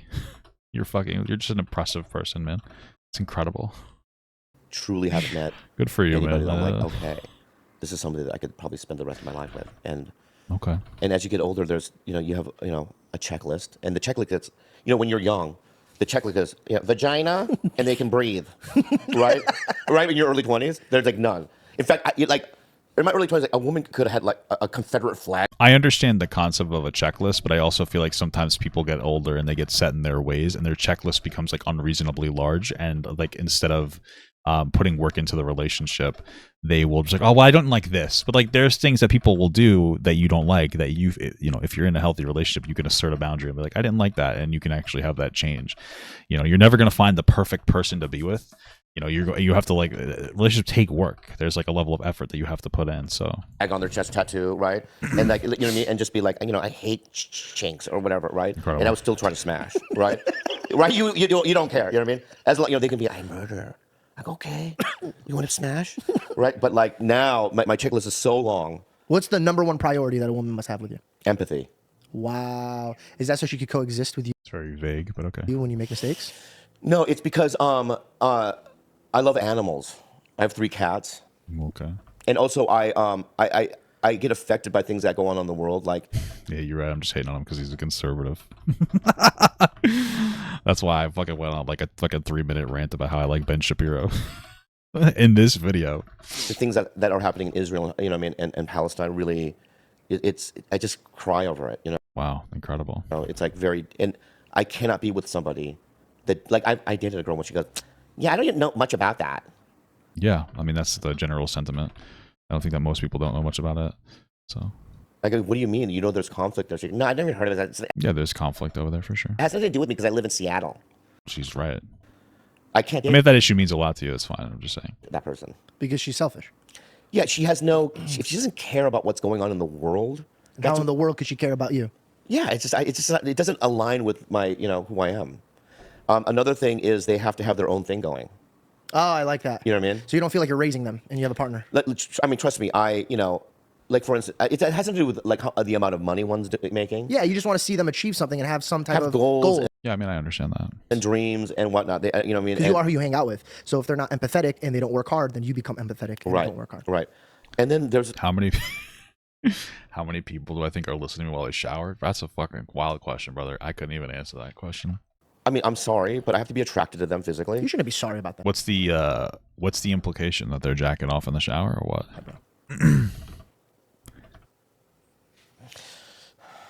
Anyway, yeah, thank you so much. Yeah, and it's not even like sometimes I'll go. I would be my friends like, oh, that girl's hot. And they go, really? I mean, I have my own You have your own thing. you know, of what I believe is something hot. Tell me about this date. How did it go? Fuck me. Because you seem Last like you night? like her. I think I'm friend zoned. Bro, the girl that I'm wondering how old the girl is. I truly am wondering. I wonder if Bobby is the kind of guy that's like in his 50s that dates like 20 or 30-year-olds. Just curious because I feel like that's part of it. Maybe try to date somebody your own fucking age. marrying, I was friend zoned. Friend zoned is just a nice, cozy spot. Oh, I'm so curious. Okay, so with you, what's her name? Can I say it? Yeah, Shauna Del Rica. Why did I get the response? That response is like you are saying that I can't oppose you or other examples of him standing over himself. I gave you the response because I think what you said is a stupid thing to say. Because I'm talking about this video and him specifically like rolling over to Bobby Lee on this, and you're like, you came in here. Obviously, you just came in here. I've been doing this segment for like 2 hours, and you just came in here. Like, why are you saying that he's rolling over? He stood up to himself with Mike, and it's like, yeah, we're not in this video. That's not that video. Like what you said is it's meaningless. It doesn't mean anything. So that's why I said that, because what you said was like stupid. Like that's it. Sorry, I'm being a little mean. But like, you know, you said something and I responded to you. If you don't want me to respond to you, then maybe you shouldn't say anything. But like, like we're not watching that video. We're watching this video. I've been watching it for like 2 fucking hours, and you came in here, you know, and it's cool that you came in late. And then you're like, it drives me up a fucking wall when like you came in here late and you're like, yeah, how come we're doing? It's like this has already been answered, and it's like what you said was not a good point. It's okay. That's why I said something about you. That's why I responded. Okay. If you don't want me to respond, then don't fucking say things in the chat. I don't know what to tell you. Shauna Del Rica. Here. That's her whole name. Yeah, Her last name too. She's so pretty. Thank you. Shauna. Yeah. Del Rica. Del Rica. Or Little Bell. That's All her right. So when nickname. you met her, how many times did you hang out with her before you kissed her? Oh, bro. All my friends were trying to date her at the time. That's interesting. I've never been. Okay. All right. That's interesting. Literally all of them. And Yeah, I'm sorry. You're right. She comes from like on the pedophile shit. What? I didn't say anything about him fucking kids. You brought it to like the pedophile shit. I said, I wonder how old these girls are. And then I said, I wonder if he's dating girls in his 20s or 30s. And you went to like pedophile stuff. I wasn't asking that. I was talking about immaturity. I wasn't making a comment on his joke admitting that he raped a 13-year-old. Just to be clear, like you projected that onto that. basically told her, hey, Like that's an interesting question, especially since like I would imagine a 20-year-old would probably care a little less about Israel Palestine. I understand that like the performative 20-year-olds on the fucking internet pretend that they care. So that was it was a very normal question to ask, and I even qualified it and like made sure to say like, oh, 20s and 30s. But like you went there. It's fucking bizarre. I want to take you out on a date. And she said, no, I'm not going to go on a date with you, but I'll hang out with you as a friend. And I said, okay, Oh, okay. Cool. but I have requirements. And she started laughing. She's like, what are they? I go, bring a very nice dress for dinner. And if you like hanging out with me as a friend, Wow, Riz bomb, we baby. have our date in cozy, little comfortable clothes, and we go mini golfing and we hang out. How long did you do that for before you kissed her? Oh, I started making out with her that night. Wow, good guy. Maybe he's got more riz privately than we think. Maybe he's the ultimate gentleman. A friend zone? No, I was friend zone for a bit. And by the way, like When I'm you gonna make out with somebody, that's not friend zone. no, bro. Yeah, I mean, it's not really friend zoned, right? It seemed like I don't know the pretext too much, but it seems like they were friendly in some capacity. He asked her because a bunch of his friends wanted to get with this girl, so they had some level of friendship. That's not necessarily friend zone. And then he asked her on a date, and she's like, well, it's not going to be a date. It'll just be two friends. He's like, okay. And then he basically set the stage that it's going to be a date. That's the boundary he's affirmed, if we believe in what he's saying. He set that's the boundary, and then that night they kissed. That's not being friend zoned. Being friend zoned is when like you continuously hang out with somebody when you want to like be with them, and like they don't see you in that way in any capacity. That's what friend zoned is. I was friend zoned before that, so like up until that day, like it was like 2-3 weeks of like she wouldn't even go out with me. How many dates was that? I mean, how many times did you ask her out? Once. Okay. But I was friend zoned, bro. They said No, this guy's not friend zone. What the fuck is he talking about? no. You hang out with her. Why does he want to be in the friend zone? Why does he want to have this experience that's relatable to people? I've never been friend zoned either.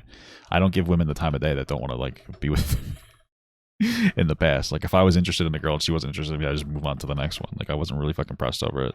Didn't really care. Oh, hang out with her? Oh, I hung out with the friend like maybe 5 to 10, 15 times maybe.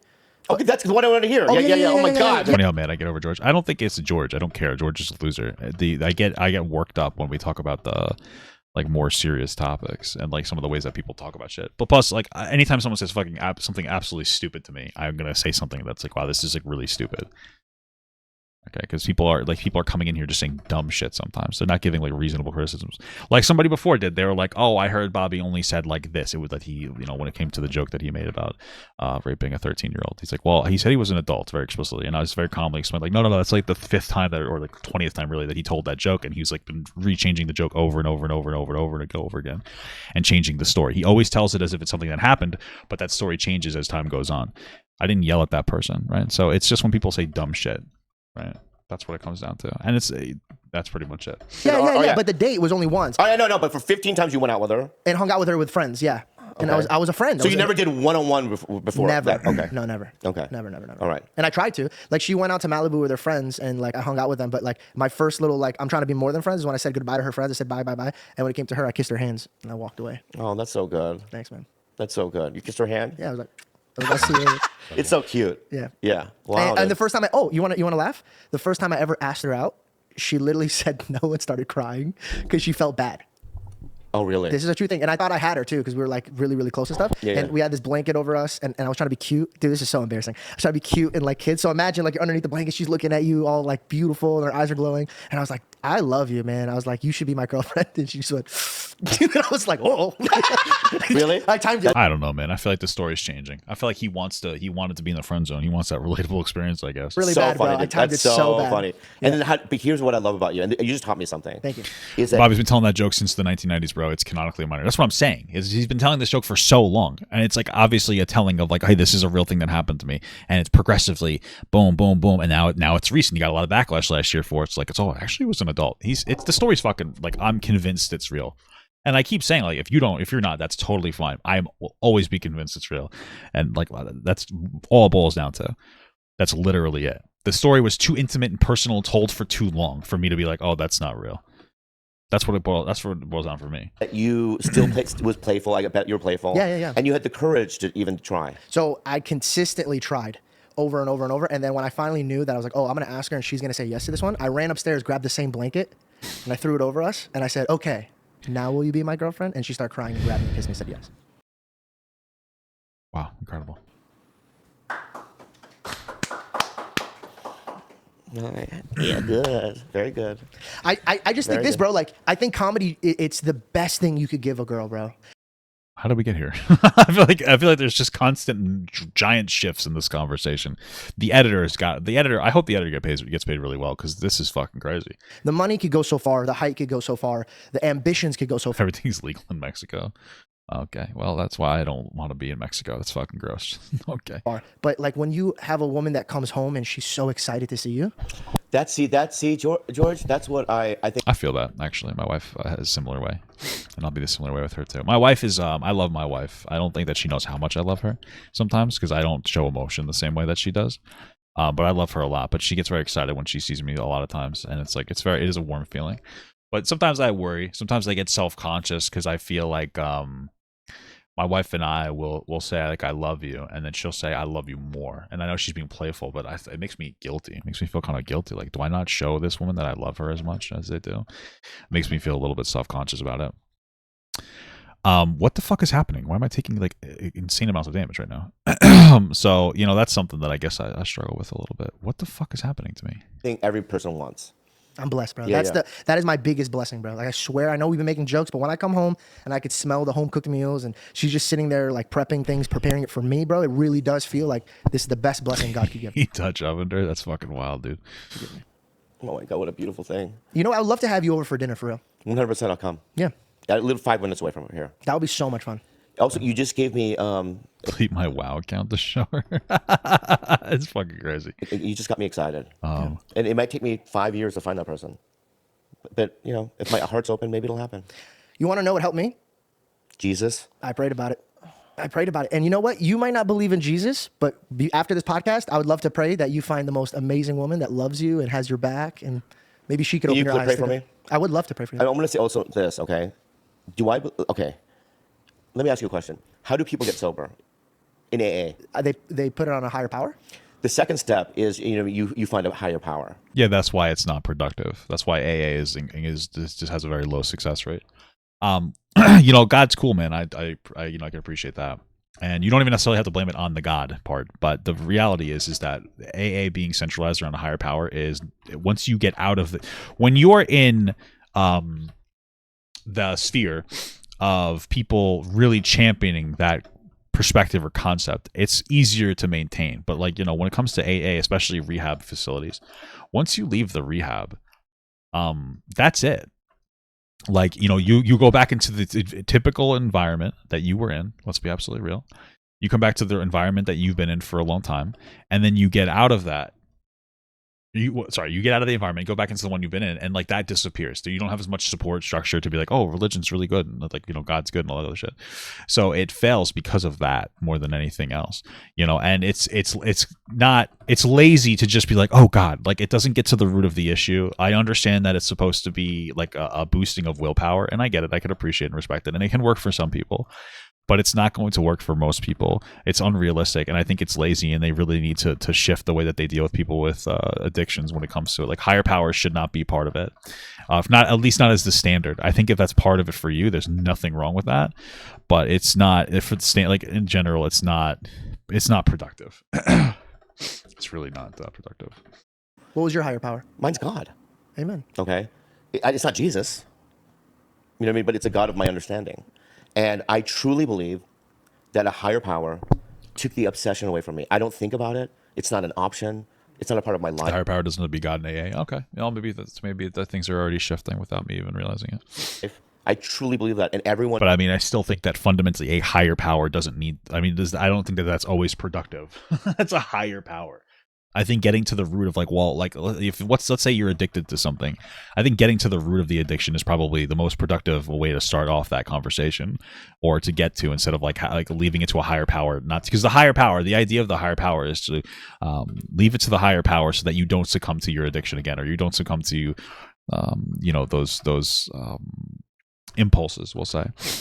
And it's okay, well, let's kind of adventure and figure out why are you making the impulses in the first place. In the program, literally, if they have any kind of time, they believe it too. Amen. So when you talk in that way about prayers and this and that, moving would help tremendously for people who are drug addicts. But I think a lot of times it's not easy for them to just move. I believe it. I don't balk it, and I don't ridicule it. I believe it, right? I think where you and I have a problem, would have a problem, is who that God is. Yeah. Right. But I truly believe in God. I really do. The best thing we could do? I don't want to sit and pray with. So pray, do something, go to church. What is he gonna say? You should. Incredible. No, I'm being so serious, bro, because we could even do Let's do it now, though. Okay. Well, what's the best case scenario for the Bobby joke? I don't know. objectively that he was kidding and it wasn't a big deal. In my head, like that, there's nothing. I don't like this person. That's pretty much what it comes down to. I'll start it out. I'm Then being we so gotta serious. get on our knees. I can't mock a prayer.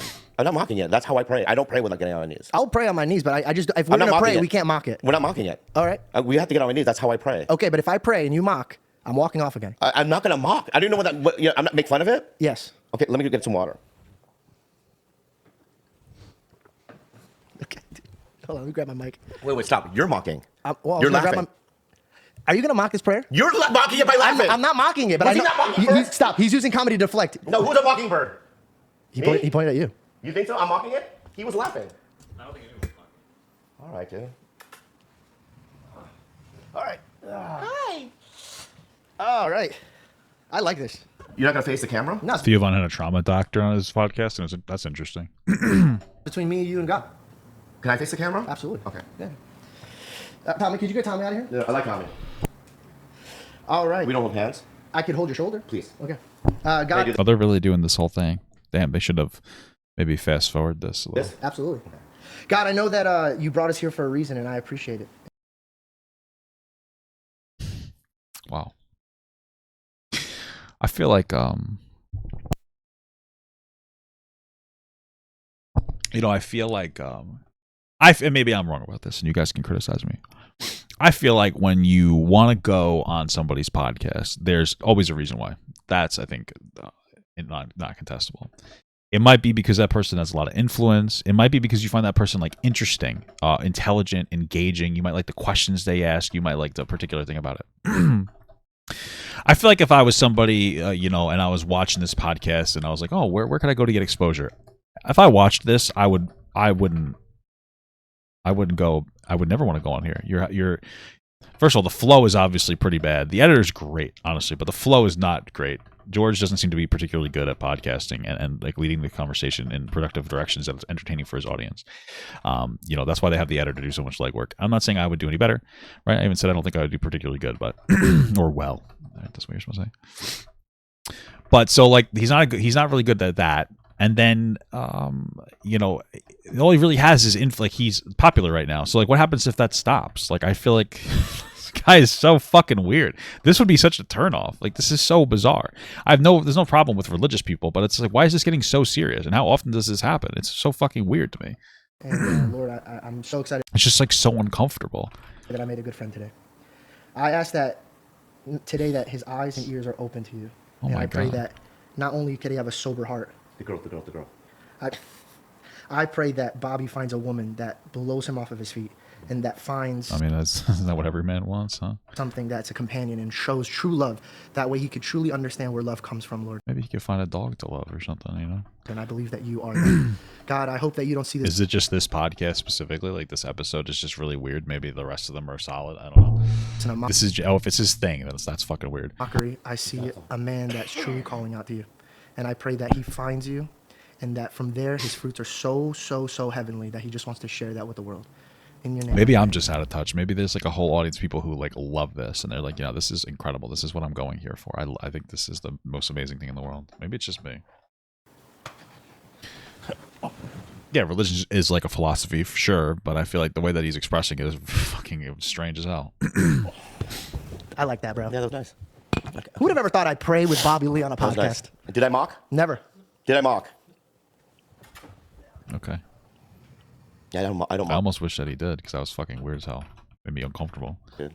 Bro, Yeah. you know what's crazy? Be careful with the Celsius. Thank you. I really believe you're about to find something amazing. Wow. Okay, I was saying. No, if no, it no. happens, Yeah? I will equate it to this. You know what? I'll connect it to this. I promise you because I'm going to tell you a story, a quick little story from the I love Bible. stories. Okay. It's a Bible story? Yeah, it's a parable. Can I just say this? Yeah. Can you jazz it up, though? Absolutely. A pair of balls or what? Yeah, kind of make it, kind of like more contemporary. Easy. Yeah, don't use yay or shall or anything like None. that. Okay. Got it. Jesus is walking around with his posse. Sorry. Dude, a demon just flew out of me. Oh, dude, you're exercising. In the name of Jesus? In the name of Jesus, thank you so much. Yeah, we're making jokes, but one day you're going to see it and you're going to be like, wow, this is all serious. Okay, so Jesus is walking by and he's performing miracles. Everybody's gathered. Some people are in a tree. Some people are trying to look from far away. Is They're Job there? Job is so far away dead. What's the miracle that he's performing that isn't convincing people that he's a fucking god? I'm confused. Okay. This is Jesus' time. Job is like in the Old I Testament. like him. Got Are we it. talking about from Arrested Development or what? Yeah. Does he remind you of you? Because you get tested. That's why you find him. Is there anybody like any of the characters in the book there, like Job? any of the characters at the story? I like it when they have guest stars. Where's Peter? Where's Peter? Well, Jesus, Moses. he's like literally the main guy. I know he's the lead, but like, I mean, there's always a secondary actor. Well, like, Peter, supporting actor. Simon, like all the disciples, like Are they there? some, yeah, What some about like Alvin and Theodore? Are they there? of the disciples. Which are there. ones? Peter at the moment is with him. Great character. Go ahead. Great. Okay, great character. Some might yeah. call him the Rock. He's very funny too. Very tests well. Yep. He tests well. He does as well. Yeah. Anyway, go ahead. So a woman is passing by and she's sick, and she really needs like a healing. Can I ask? Yeah. Is it okay to interrupt? Absolutely. Is it like what is it? She's COVID? bleeding. Is it COVID? Worse than that. Okay. Way worse than COVID. Oh, like Ebola. Ebola. What's Ebola? You don't know Ebola? What, you don't know what Ebola is? What? No, I heard people from like Chipotle have Ebola or something like that. No, what? Dude, you're so funny, dude. Thank you, dude. I appreciate it. You're so funny. Okay, so just I want you to continue the story. I'm sorry, I want to hear it right. Yeah. But I can tell you what Ebola is. Perfect, Okay. go ahead. So it's a disease. You know what I mean? From a different country. I don't want to. That's interesting. I didn't think of it that way. George almost mocks God with the way that he's trivializing religion, like saying, God made this podcast happen today, Bobby. It's ultra cringe. You know, I understand what you're saying. It's like that concept of like, why would God care about this? That sounds ridiculous, right? Right, like there's other things going on. You think God like had a personal hand in creating this fucking podcast? Yeah, I understand what you're saying. It does seem rather trivial. Yeah, I will say. Sorry for yawning. I will say that there are times in my life where I feel like a set of events have happened that just worked out really well for me. And they maybe I wanted something and I didn't get it, but it turned out that me not getting it was actually better for me. So I guess I kind of understand what he means. But when you're saying it does make sense too. Get in trouble. But anyway, it wasn't airborne. But what Ebola did was it would liquefy your organs. Oh. It kills you in the worst kind of way. Ooh. So there was a book called Hot Zone where there was Ebola outbreaks in Africa, right? And if that ever became airborne, half the population would be wiped out. Anyway, go Crazy. ahead. That's terrifying. So does she have Ebola? Just say she does. Yeah, why would God do that? That's fucked up. She has a very bad Something disease. similar to that. Something. Okay, go. Okay. And Jesus is walking by, and she in her heart goes, all I need to do is touch his clothes, and I know I'll be healed. And so she touches Well, make sure don't step on his Jordans, or he might be fucking pissed off, man. Be careful with that. him, and she gets healed immediately. And he feels power leave him. So he turns around and he goes, who just touched me? And she goes, I did. And she cowered and she got scared. She goes, I'm so sorry. And he kneels over and he says, it was your faith that healed you. So have great faith, Bobby. The woman is on her way. What? The miracle is coming. But she took power from him. I'm so confused with this. Why did that part? That doesn't seem like it supports the story in a positive way. What? The prayer that we had could only work if you have faith. Hold on a second. Just give me a second, okay? You're gonna cut this part out. Hold on. You don't have to cut it out. Hold on.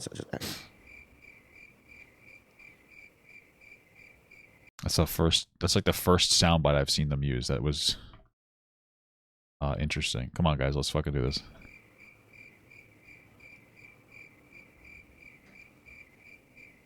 One second. Okay. It's fine.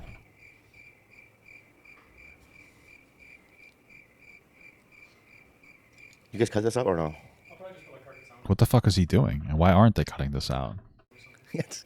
I kind of like this. I mean, I know I don't usually cut things out either, but like, it's just really not my shtick. Hold What the on, fuck? I'm doing something I else. hope everybody's just as like on their toes as me. Fucking kidding me. Right? No, it's like a joke that I was gonna say, but it's a joke. It was a joke I was gonna say, but then I was like, because I don't okay, the joke is lost. But anyway, let's move on. So that was a great Hey, story. man, what just happened? Did you just randomly text somebody and you were like, oh, No, I literally looked up. I really looked something up. I'll show you What was the joke about? in my sometimes I like, oh, is it like this? And then I remember the name, and then I have to look it up. It's an OCD thing. So basically, the thing was like, you said that she touched Jesus. Yes. He lost power. No, not lost power. What? He felt power leave him. Yeah, that's the implication is that he lost power. You know, so like that's confusing to me too. It seems. I mean, maybe back then when they said it, they just meant like he felt the power heal her or something. But it comes off that like she stole power from him. Maybe it's supposed to be a subversion of your expectations with the way that the story was told. Like Jesus lost power. You're like, oh my god, Jesus must be so fucking angry because he's probably in the middle of a league game. And then you find out, and he's just like, oh no, I'm happy I healed you, but it was like your faith that was able to extract this power from me. Yeah, so he's like Rogue from X-Men. That was the joke. You're about Rogue, like, you know what I mean? Yeah. I got it. Joke. Yeah. Like something, you know what I mean? She would take power. No, so she was like Rogue. It was her faith. She Okay. believed it so much. Anyway, that the joke, let's cut it out. It's not even funny. I thought it was great. No, I think this is a way you can relate to the story. I think this is an amazing part of the. But what's the point that you told me the story? My point There's is like some. the reason why you were sober is because you believed God is going to help you, and He did. You believed it. So right now you. But according to you, even with my belief in God, I'm not going to heaven Why? because Jesus Christ isn't my Lord and Savior, Oh, fair enough. Yeah, you're out. which is insane. Which is insane. It's so insane. I think he might like I think Buddha, because didn't that guy marry a 9-year-old? Right? I'm pretty sure that's a thing. Is that canonical? Is that canon? We'll talk about it some other time. Yeah, it's a hard pill to swallow. It's not a pill that I will ever swallow. It doesn't even exist. Yeah, fair enough. Okay.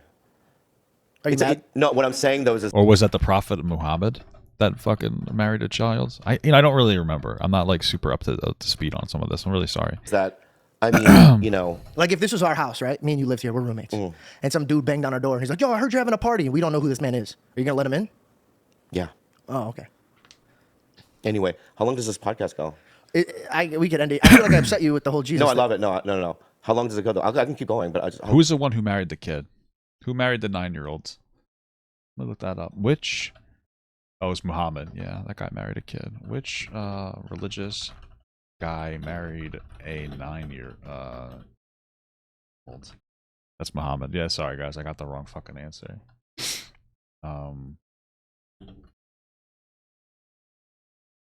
Buddha didn't like fuck a kid or anything. No, it seems like he didn't do anything. He was asexual out here. Oh, good for Buddha, dude. I'm switching over to that one. Jesus' mom was 12 to 14. Holy shit, that's fucking wild. God is a dog. I knew that shit, dude.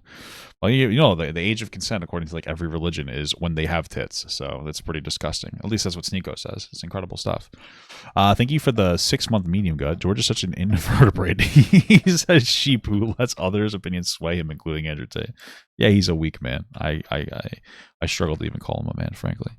But, How long does it usually go? We could wrap up right No, now. no. How long do you go though? I just go until I feel like it's dying. Now I feel like it's. No, it's not dying. It's not dying at all. No, I feel like it's time to go. It's not dying at all. I feel like it's time to go. It's not dying at all. It's not dying at all. Is it dying? I thought it was good. I mean, it's interesting that he doesn't have like a general set time, but okay, or at least like questions, like a satisfactory, like oh, I ask these questions, you know. I feel like it was good. I thought it was great. I think we hit a lot of things. Yeah. Also, it's like I think that because I want to do it again, and I want you on Tiger Belly if that's okay. I would love to. Yeah, but I think the more we do it, the crazier, and I'll know where the boundaries are and stuff with you. There's no boundaries. There is. There certainly are boundaries. Yeah, there is one. There's many. There's just a few. Yeah. So George is a weird guy because I know that he's not kidding. He's been reinforcing this since the start. He's like, I wasn't really upset with what you did to me, Bobby. My friends being meanie weenies to me, though, that upset me. It's like, dude, it's okay to have boundaries and it's okay to be sensitive. I just fucking hate people who are cowards about it. If you're a sensitive guy, just be like, yeah, I'm sensitive. Like, I adhere to my boundaries or I'm not going to interact with you. Being sensitive doesn't mean you have to be weak, but like, George is a weak person. You know, that's why he lets people steamroll him and he doesn't remove himself from the situation because he's a coward and he does it constantly, even when he's in control and there's like nothing there. So like express yourself and say like, oh, you know, don't violate these particular boundaries. Like you can do that. Be like a grown up about it. It's time for you to fucking grow up. It's just so goddamn annoying. Because it's obvious that you didn't like that Bobby was touching you in the way, and that's fine. Like, it's good. It's a good thing to have boundaries. But he rolls over on them. It's pathetic. It's so pathetic. You can't respect somebody like that. What the fuck just happened? know what those are. Thank you. And then What the so fuck? that I can play even harder. You know, but I think this is a good introductory podcast that you and I do. I think this is. I think we were great together, and I really do, and I really do like you a lot. I really appreciate you coming on the show, man. It shows a lot of courage, and you. Courage. I didn't do anything. No, I'm very scary to come. I didn't do anything wrong. You didn't do anything wrong. Nothing. We didn't do anything wrong. I just thought that you didn't want to come on my show. Are you out of your fucking mind, dude? Well, her husband and Jesus is what the fuck? How old was Mary in the Bible? How old was Mary in the Bible? 12 to 14. How old was Joseph?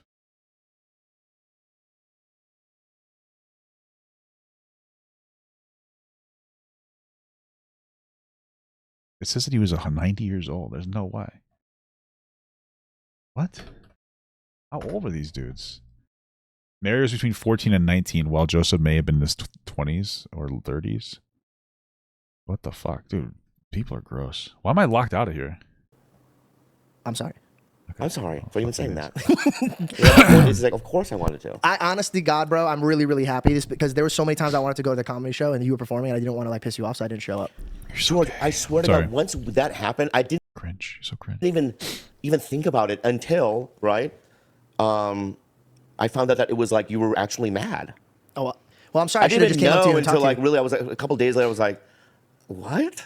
Like he's not gonna come back to the podcast. You didn't end up coming back, right? No, that put me in a spin for like 2 years, bro. Wow. Incredible. 2 years, huh? Like a crazy. That was spin. 2 years ago. Almost, yeah. Wasn't it? A year and a half. A year and a half. Okay. Year and a half. Okay. Yeah, yeah. But dude, I swear to you, I'm not lying to you. It's the best thing that ever happened to me. You, You're Bobby thriving Lee, now. You're thriving set now. me free. Incredible. And if you ever need help getting people, I can help. I would love Theo Vaughn. That's a hard one. All right. That sounds like a hard one. Yeah. I mean, we would. I mean, No, it's, it's fine, I get it. he's very difficult. He called me a sand monkey, and I really appreciated it. I wanted to hang out with him. When he call you that, He's not impulsive. Oh, really? He turned around and called me a sand monkey. That was like That's the first so- time that somebody ever called me a sand that's monkey. so fucking funny, Bro, dude. and I was just but like, you are a sand monkey. I am though. a sand monkey, Yeah. yeah, That's yeah. insane. Yeah. Very funny. Very He's funny. so good at that. He's great at that. Yeah, yeah. Fuck me, dude. He, watching him perform, it's like watching a sitcom. You know all the characters, and they're like bizarre characters. He's deep too, bro. Oh yeah, dude, he's smart. Yeah, he's very I'm smart. pretty deep. You are too. I won't take that away from you. I'm deep too. I don't think he's deep at all. What are you talking about? Well, Theo Vaughn's pretty deep. Yeah, he's cool. I like him. But what are you talking about? Okay. I'm very deep. You get deep. I mean, Well, they did just pray. Maybe I'm just being a fucking hater. Huh? you don't get deep, obviously, but you're deep. Oh, an hour and 20 minutes we did. I feel like you want to wrap up. Yeah, I do. Okay. Thank you guys so much for watching today's episode. This was Bobby Lee, and man, what a pleasure, dude. Okay, wait, like plug stuff. Yep. Watch Bad Friends Tiger Belly. Nice. Wow, that was very perfect. Well, thank you guys so much for watching, and tune in to Tiger Belly soon. God willing, I'm going to be on that show, You will be. and I will see you guys next time. Cool. I never want to interact with any of this type of content again. This is fucking terrible.